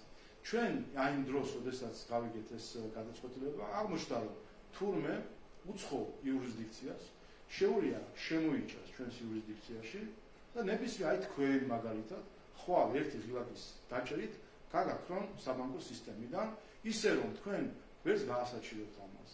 არც სასამართლო იქნება რომ ამტკიცოთ თქვენი უდანაშაულობა, არც ადვოკატს შემოგთავაზებს ვინმე, არც რაიმე დაცვის შესაძლებლობა გექნებათ, არც იმასაც კი არ გეტყვიან რატომ. აი თქვენ არ გეტყვიან რატომ. უბრალოდ ღილაკს დააჭერს რომელიღაც ბიუროკრატი უცხო ქვეყანაში და გაგაქრობთ საბანკო სისტემიდან. თქვენ გინდათ ესეთი სახელმწიფოს მოქალაქე იყოთ, რომელიც ამას დაუშვებს და რა არის ბრძანებაში აწერია? იმ ბრძანებაში წერია რომ იცით რა, თუ კი ჩემი მოქალაქე გინდა გააქრო თქვენი სახელი? ნუცა. ქალბატონო ნუცა. თუ გინდათ რომ გააქროთ ქალბატონო ნუცა ჩვენი საბანკო სისტემა, კეთილი ინებეთ, წარმოადგენთ მტკიცებულებები ქართულ სასამართლოში, გაიარეთ პროცედურები, ღია, საჯარო, სადაც ქალბატონო ნუცას ექნება შესაძლებლობა დაიცვას თავისი თავი, სადაც მტკიცებულებებს დაუპირისპირებს საპირისპირო მტკიცებულებებს, ისე როგორც ეს ცივილიზებულ სამყაროში ხდება, მათ შორის თავად ამერიკის შეერთებულ შტატებში. ამის შემდეგ კი ბატონო, თუ კი დავწმუნდებით, რომ მნიშვნელოვანია, რომ ეს ადამიანი არ იყოს საბანკო სისტემაში, რაღაც აღრიცხული, მაშინ გავაკეთოთ, მაგრამ სხვა ასეთი საქართველო არ უნდოდა, იმიტომ გამოვიდა ხალხი. ხაზარაძე ასეთ საქართველოს პირდება, სინამდვილეში ამას პირდებოდა, რომ როგორც კი ამერიკაში ღილაკს დააჭერენ და ვიღაცა მოქალაქეს გააქრობენ საბანკო სისტემიდან, ავტომატურად ჩაგრეცხავთ, გაგაქრობთ, მორჩა აღარ იარსებებთ თქვენთვის. აი ეს არის სინამდვილეში რაც შეეხება იმ ბრძანებას. ვიღაცას ბრძანება არ მოსწონს, გასაგები ისთვის ღილაკი დააჭირა, იმის სურვილი არის, რომ ვრცელდებოდეს. ამას სხვათა შორის ქვია ექსტრა ტერიტორიულობის პრინციპი. ერთადერთი ქვეყანა, რომელს ამაზე დაჟინებით ითხოვს, რომ მის სამართალს ჰქონდეს ექსტრა ტერიტორიული გავლენა, არის სხვაგან ვრცელდებოდეს, არის ამერიკის შეერთებული შტატები. და ამას ბარემ რახან BMG ხართ და ეკონომიკური მიმართულებით მუშაობთ, გეტყვით თუ არ იცით, რომ ევროკავშირი ამას არ აღიარებს, იცით თქვენ? ევროკავშირი ავტომატურად არ ავრცელებს ამერიკის შეერთებული შტატების სანქციებს საკუთარ ტერიტორიაზე. არ ავრცელებს. ჩვენგან რო ითხოვენ ავტომატურად თქვა შეუერთო ევროკავშირი იღებს მხედველობაში მაგალითად ამერიკის შეერთებული შტატების სანქციებს, შემდეგ თავად განიხილავს და 27 ქვეყანა იღებს გადაწყვეტილებას ისინი მათაც დააწესოთ თუ არა. და უფრო მეტიც, ევროკავშირში მოქმედებს კანონმდებლობა, რომელიც უკრძალავს ქვეყნის შიგნით ბიზნესებს, რომ დაემორჩილონ ავტომატურად თუნდაც ამერიკის შეერთებული შტატების სანქციებს და ამის სანაცვლოდ, თუ კი ისინი ამის გამო ზიანს მიიღებენ, ზიანის კომპენსაციასაც კი თავაზობს. ამიტომ არის რომ გაზპრომ ბანკი ამერიკის შეერთებული შტატების მიერ არის სანქცირებული, ხოლო ევროკავშირის ჩვეულებრივი ასე თქვა ტრანზაქციები აქვს გაზპრომ ამერიკის შეერთებული შტატების დასანქცირებულ ბანკთან, იმის გამო რომ რასიზა ცხოვრება ტკბილია, გაზი ყველას უნდა ევროკავშირში, იმიტომ რომ მათი ამომრჩევლები სიცივეში არ იყვნენ, იმიტომ რომ მე არჩევნებზე მიიღებენ ამის პასუხს, იმისთვის რომ მათი ბიზნესი ჰქონდეს შესაბამისი ენერგომომარაგება. მინდა რომ მოვასწრო კითხვები ასევე იგივე ევროკომისიის მათ შორის უმაღლესი ევროკომისიის ვიცე-პრეზიდენტის განცხადება პრინციპში ეს გაფართოების ანგარიშიც მოხდა, გაიცნობოდით. ბუნებრივია ორ კანონთან მიმართებაში, რომელიც თქვენი ხელმძღვანელობის პირობებში მიიღო საქართველოს პარლამენტმა, გულისხმობს ეგრეთ წოდებული გამჭვირვალობის კანონს და ოჯახური ღირებულებების დაცვასთან დაკავშირებულ კანონს, ეგრეთ წოდებული ანტი-LGBT კანონი. აქ კიდევ ერთხელ იყო ხაზგასმა, რომ ეს აშორებს მათ შორის ეს ორი კანონი ევროკავშირის გზას საქართველოს თუ მოიაზრებთ რაიმე ფორმით ან უკან გაწევას ამ კანონების ან გადახედვას ან ზადხართ თუ არა რომ საერთაშორისო პარტნიორებთან კომუნიკაციისთვის და დისკუსიისთვის ამ ნაწილში ეხება როგორც ეგრეთ წოდებული გამჭვირვალობის კანონს, ასევე მეორე კანონს. უპირველეს ყოვლისა, გასაკვირი იყო, რომ არჩევნების კონტექსტში და გასაკვირი არის, რომ არჩევნების კონტექსტში მოდის ხოლმე მეორე წინადადებად გამჭვირვალობის კანონის საკითხი. როგორც ჩანს, ზოგიერთებს ქვეყნის გარეთ უფრო მეტად ჩვენს დემოკრატიაზე თუ არჩევნებზე უფრო მეტად აწუხებთ, ზუსტად ის კანონი, რომელიც მათ გამჭვირვალობას ეხება, მათი ფინანსების გამჭვირვალობას ეხება. ეს ხო თავისთავად რაღაც ფროიდისეული წამოწმენასავით არის ხოლმე, როდესაც ერთ აბზაცში ხედავთ არჩევნებთან დაკავშირებულ რაღაც საკითხებს და იქვე არის მოწოდება, რომ ეს ყველაფერი გავიგეთ არჩევნები, ჯანდაბას, მაგრამ ეს კანონი გაიცვეთ, ეს კანონი გაიცვეთ. აშუაში ეს კანონი ამ არჩევნებთან. ეს ხო აჩვენებს, რომ სინამდვილეში ეს აწუხებს ზოგიერთს უფრო მეტად საკუთარი ფინანსების გამჭვირვალობა. ეს ერთი. მეორე, ამ არჩევნებზე, რომელსაც რეფერენდუმის ხასიათი მისცა ყველა და ჩვენც ამაზე საუბრობდით და ეს მაღალი აქტივობაც ამაზე მეტყველებს, რომ ხალხმა ეს რეფერენდუმად ჩათვალა. ამ რეფერენდუმზე რას დაუჭირა ხალხმა ხარი 54%. ამ კანონებსაც დაუჭირა ხარი. ჩვენ ხო გახსოვთ, რომ გვეუბნებოდა ზოგიერთი უცხოელი, რომ ქართველ ხალხს არ უნდა ეს. ხო ამ დონემდე მივედით, რომ ვიღაც უცხოელი გვეუბნება, რომ იცი რა, შენ ხალხის სახელით გველაპარაკება, თან ისეთ ზოგიერთი ისეთი უცხოელი აქტორი, რომელიც საქართველოში ნამყოფი არ არის საერთოდ. და რაც YouTube-ით აქვს ნანახი ხინკალი როგორ იჭმება. ნაჭამიც არ აქვს ზოგიერთს ალბათ. და გვეუბნებოდნენ ქართველ ხალხს არ უნდა ეს კანონი. ხო გამოვიდა ქართველ ხალხმა, როცა დიახაც მინდა. ერთიც და მეორეც. ეს მეორე საკითხი. მესამე, ჩვენ ყოველთვის ვამბობდით მათ შორის ინიციირების დღიდან გამჭვირვალობის კანონის, რომ თუ რაიმე საკითხთან დაკავშირებით, კონკრეტულ საკითხთან დაკავშირებით, კონკრეტული წინადადება მზად ვართ ამაზე ვიმსჯელოთ და გესაუბროთ. ჩვენს ამის საპასუხოდ მივიღეთ სრული ისტერია, რომ არა მთლიანად კანონი არის გადასაგდები, ეს კანონი არის რუსული და ასე შემდეგ და არ მიიღოთ ეს კანონი. რა გამოდგა ბოლოს სტრასბურგმა სულახან მიიღო გადაწყვეტილება, თქვა რუსული კანონი ასნიშნავს და აღმოჩნდა, რომ ეს ეპითეტი საერთოდ ყოფილა კიდე ერთი დეზინფორმაცია და ტყუილი ამ ჩვენ კანონთან დაკავშირებით. მეორე დღესდღეობით სხვათა შორის სადღაც 350 არასამთავრობო ორგანიზაცია უკვე რეგისტრირებული არის. სამჯერ მეტი ვიდრე ამას აპროტესტებდა საკონსტიტუციო სასამართლოში. და რამეს ატყობთ რაღაც მართლა რომელიმე სხვა ქალაქში გავიღვიძეთ ამ ქვეყანაში. ჩვენ გამჭვირვალობასთან დაკავშირებით კომპრომისი ვერ გვექნება. მით უმეტეს ამ არჩევნებმა კიდევ ერთხელ და ამ არჩევნებმა გვანახა კიდევ ერთხელ საჭიროება ასეთი კანონის. ხო ნახეთ ჩვენ უცხოური ჩარევა, როგორი მასშტაბური იყო 20 ოქტომბრის აქცია. ხო ვიცით რომ მოწყობილი არის ოპოზიციის და არასამთავრობო ორგანიზაციების მიერ. წინასაარჩევნო აქცია იყო, თანხდებით. ეს აქცია ქართული ოცნების წინააღმდეგი აქცია იყო თუ არ იყო? იყო და ვისი დაფინანსებით იყო? ხო როგორც ჩანს, არ ვიცით, იმიტომ რომ ჯერ არის იმენ არიან დარეგისტრირებული. როგორც ჩანს, რომ უცხოური დაფინანსებით იყო ეს ყველაფერი. ამიტომ ესეც აჩვენებს ყველა იმას, რომ არა თუ კითხვის ნიშნები პირიქით დადასტურდა ამ არჩევნებზე, რომ აუცილებელი არის ამგვარი კანონის არსებობა და უცხოური დაფინანსების გამჭვირვალობა. რაც შეეხება კანონის ცალკეულ დებულებებს, აი პირველივე დღიდან უბრალოდ მართლა უკვე ხუმრობაში გადავიდა და ირონიაში მოგონი ჩვენი მხრიდან, პირველივე დღიდან ვამბობთ, აი ცალკეულ დებულებებთან რა არ მოგწონთ, აი რომელი მუხლი არ მოგწონთ, რა არ მოგწონთ, 20% უნდა იყოს 30 თუ 10 თუ აი რა არ მოგწონთ, ხო ვერაფერს ვერ გვეუბნებიან. და უბრალოდ კლიერ კანონი გვერდზე გაძლევდა. თუ კი რაიმე კონკრეტული წინადადება აქვს, ვისმენთ ამას და კიდევ ერთხელ შეგახსენებთ ერთ თაღლითობას კიდე არასამთავრობო ორგანიზაციების მხრიდან 17 ოქტომბერს მათ ჩაატარეს ბრიფინგი, რათა კიდევ ერთი რაღაც საისტორიო თემა შემოეტანა წინასაარჩევნო და თქვეს რომ მათ მიმართეს ადამიანის უფლებათა ევროპულ სასამართლოს ამ კანონთან დაკავშირებით დღემდე ჩამიჩუმი არ ისმის არც ჩვენგან სტრასბურგიდან და სტრასბურგშიც არაფერი ჩამიჩუმი მათგან არ ისმის. არ ვიცი მათ ურბით გააგზავნეს ეს საარჩევნო თუ რა ქნეს, მაგრამ ფაქტია, რომ ეს საარჩევნო იქ შესული არ არის და ჩვენთვისაც არავის უცნობებია. რატომ იცით? რომ თვითონაც ხვდებიან, რომ სუსტი სამართლებრივი პოზიციებია ამ კანონთან დაკავშირებით და საზღვარგარეთაც შესაბამის პასუხს მიიღება. კონსტიტუციით კიდევ ერთი კითხვა მექნებოდა, მაინც საინტერესო არის ჩვენთვის, აი ხა თქვენ მაგალითად თქვით, რომ თქვენთვის მისაღები არის ის პოლიტიკა, ხო, რასაც ეროვნული ბანკი ატარებს იგივე რეზერვებთან დაკავშირებით, თქვათ შესაბამის შეფასებასაც წარმოადგენთ აგერ 8 ნოემბერს ბანკის დღესთან მიმართებაში. საინტერესო არის ზოგადად ეკონომიკურ ანალიზ სტატისტიკას, თქვათ რომელი უწყება გაწვით თქვენ აი თქვენთან ვიცით, რომ პარლამენტში საბიუჯეტო ოფისი, ხო, მათ რაღაც შეფასებებს ეყრდნობით, თქვათ ფინანსის სამინისტრო გაწვით, თუ აი საინტერესო არის რაზე დაყრდნობით, თქვათ რომელი უწყება არის თქვენთვის ის მთავარი წყარო, რომელიც გაწვით იმ ინფორმაციას, თუმცა ქვეყნის ეკონომიკაში მიმდინარეობს საფინანსო სექტორში და ასე შემდეგ. საინტერესო არის ჩვენთვის ძალიან.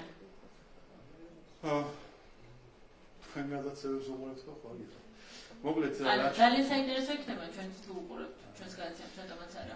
თავისთავად როგორც ყველა პროცესს ქვეყანაში ეკონომიკური განვითარების პროცესს ვაკლებთ, თქვენ სწორედ ამას საბიუჯეტო ოფისი, რომელსაც თვისობრივად ასე ვთქვათ, თვისობრივად შეცვალა თავისი აქტივობა, მათ შორის დეპუტატების ასე ვთქვათ, მომსახურების მხრივ და დეპუტატებს აწვდის რეგულარულად ანალიზებს და ასევე კვლევებს, ანალიზებს, შეფასებებს და ანგარიშებს და ამ მხრივაც პარლამენტი უფრო აქტიური გახდა იმისთვის, რომ დეპუტატებს ჰქონდეთ სათანადო ინფორმაცია და თავისთავად მეც იქნება საბიუჯეტო ოფისი, ფინანსის სამინისტრო თუ სხვა უწყებების სტატისტიკის სამსახური, აქედან ვიღებ ინფორმაციას, როგორც ყველა მოქალაქე იღებს, შეიძლება ცოტა მეც ვიღებდე მე ამ მხრივ ინფორმაციას.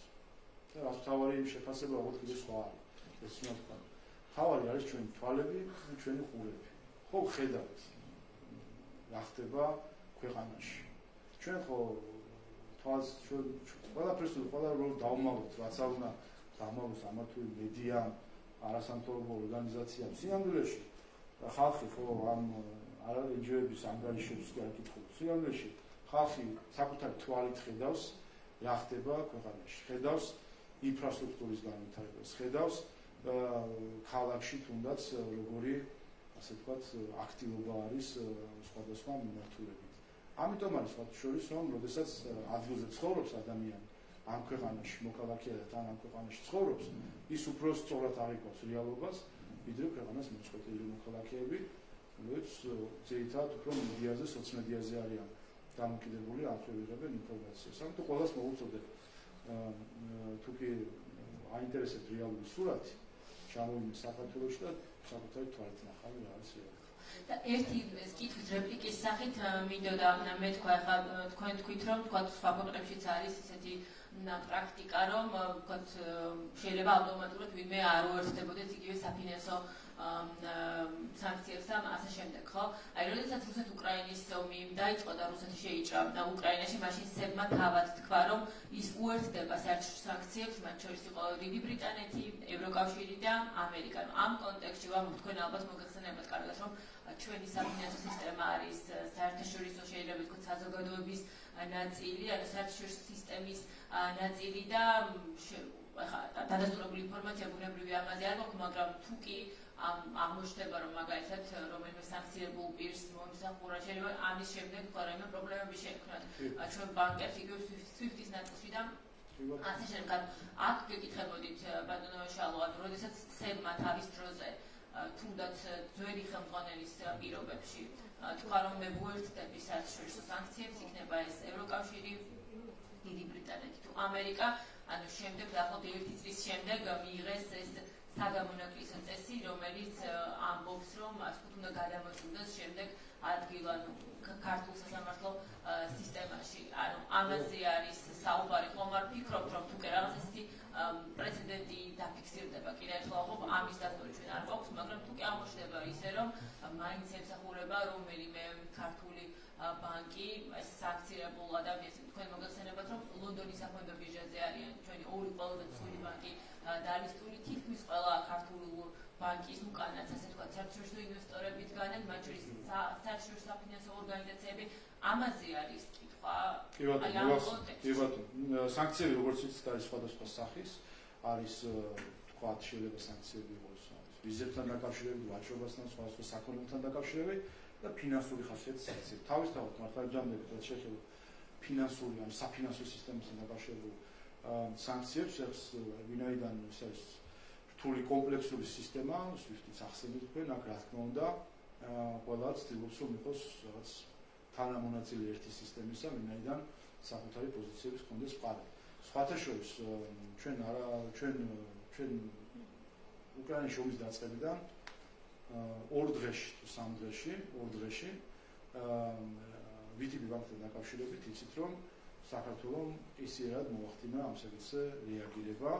ასე რომ ამ ხრივ ჩვენ არანაირად არ გვჭირდება ასე ვთქვათ მითითება იმაზე რომ კეთილსინდისიერად იქცეოდა ჩვენი საბანკო სისტემა და შეგახსენებთ რომ მიუხედავად იმისა რომ ბრალდებები იყო მილიონი NGO-ებისგან, ოპოზიციისგან, ზოგიერთ უცხოებისგან, ერთ-ერთი ფაქტი ვერ იქნა წარმოუდგენელი რომ საქართველოს რაიმენაირად გამოიყენება სანქციების გვერდის აღსვლის. თუმცა როცა საქმე ეხება ჩვენს მოქალაქეებს და ეს აჩვენა მაშინდელმა შემთხვევამ რომ აღმოჩნდა რომ ასე ვთქვათ შეიძლება დადგეს მომენტები, როდესაც სხვა იურისდიქცია და ხაზს უსვა მტკიცებულებების და სამართლიანი სასამართლოს გარეშე, რაც არის ადამიანის ფუნდამენტური უფლება, ანუ ადამიანის ფუნდამენტური უფლებების დარღვევით, შესაძლო დარღვევით, შლის ადამიანს ფაქტობრივად იღებს სამოქალაქო ბრუნვიდან საქართველოს მოქალაქეს, ჩვენ რა თქმა უნდა ამას ისე ადვილად ვერ დავუშვებთ.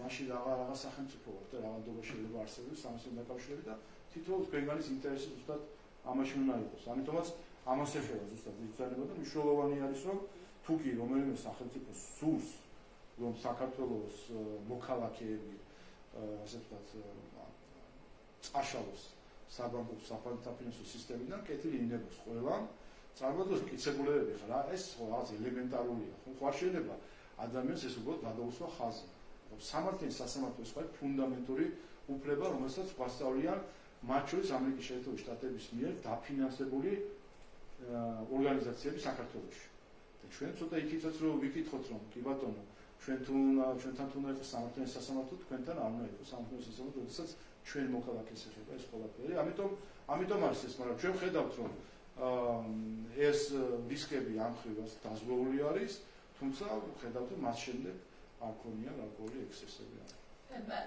კითხვა აღარ მაქვს უბრალოდ მაინც რომ რაღაც არასწორად გამოვიდეს ქალტონი დათეთურნავას სამუშაობა ასე ვთქვათ პუნქტით შეაფასა Global Finance-მა და არა Financial Times-მა ამერიკა და მე თვითონ აქვე გავასწორებ რომ ამერიკის ხიშნები არ იყოს ალბათ თქვენც გაიცნობოდით შეფასება ქონდა Global Finance-ის აი ეს უარყოფითად შეფასებული თავში არასწორად გაგაცნობოდა თქვენც რომ მე როგორც პარლამენტის თავმჯდომარე საქართველოსი და თავმჯდომარე იმ ორგანოსი რომელიც არის გარკვეულწილად ზედამხედველობას უწევს ეროვნულ ბანკს ქალბატონ მათიას საქმიანობას ვაფასებ ძალიან დადებითად ზუსტად მისი ქმედებების გამო გვაქვს ჩვენ სტაბილური საფინანსო გარემო ზუსტად მისი ქმედებების გამო ვერ განხორციელდა საქართველოში ის მავნე ზეგავლენები რომელიც ერთ-ერთი სამიზნეც იყო ქართული ლარი და მასზე თავდასხმაც იყო ერთ-ერთი ნაწილი იმ კამპანიისა რომელსაც ინფლაციის კამპანიისა რომელიც საქართველოს წინააღმდეგ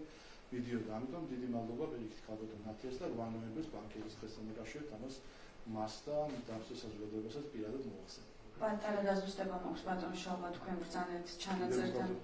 არა, ვოისთან დაკავშირებით. უკაზე გაიყო ყველაფერი. მე როგორც დავინახე, ხო რუხი ფერით იყო აღნიშნული დროებით ოკუპირებული ტერიტორიები, მე ასე ვხედავ ამ შემთხვევაში. დაზუსტება მაქვს იმ მტკიცებულებებთან დაკავშირებით, კოლ-ცენტრებთან დაკავშირებით ბატონო შალვა. შეგიძლიათ ქალბატონ რიმა ბერაძეს კითხოთ ვინ არიან ის ადამიანები, ვისის ხმას ისმის, მათ შორის პირველი სიუჟეტში, მას ჩვენზე კარგად და სავარაუდოდ თქვენზე კარგადაც ეცოდინება და გარდა ამისა ჩვენ გვაქვს სახელებიც და გვარებიც, ტელეფონის ნომრებიც და იდენტიფიცირებულია აბსოლუტურად ყველა ადამიანი, ამიტომაც პირველი სამართლის გარკვეულწილად ტელეფონის ჩანაწერით რაღაც ისე ამას ამიშულა. კიდევ ერთხელ გამიგდა და ქალბატონ რიმა ბერაძეს კითხეთ, როგორც გავიგე მასზე ტელეფონის ნომრები რო გაქვთ SSI ცუდი და ქალბატონი ლომჯარია ამ ფაშტიდან გამოვიდა ეს ინფორმაცია ბატონო. არა, გაქვთ კი არა ცუდი რო ასაჯავებთ ამის თქმა. ქალბატონი დაგვადანაშაულებთ რა ვიცი შეიძლება. თქვენგან არ ვიცი ბატონო, ქალბატონი ნინო ლომჯარეს პირდაპირ ფაშისტური კამპანია აქვს ამ ადამიანების წინააღმდეგ, სიებს დებს, თითქოს ეს იყოს რაღაც დასახლეთი ხალხის სიები. აი მას აკეთებს ადამიანის სახალხო დამცველი იყო და მედალი ჩამოკიდა ამერიკულ და ფრანგულმა ინსტიტუტებმა მედალი ჩამოკიდა ადამიანის უფლებების დარგისთვის და დგას ადამიანი და შავსიებს აქვეყნებს იმ კონტექსტში რომ ისინი იყვნენ სამიზნე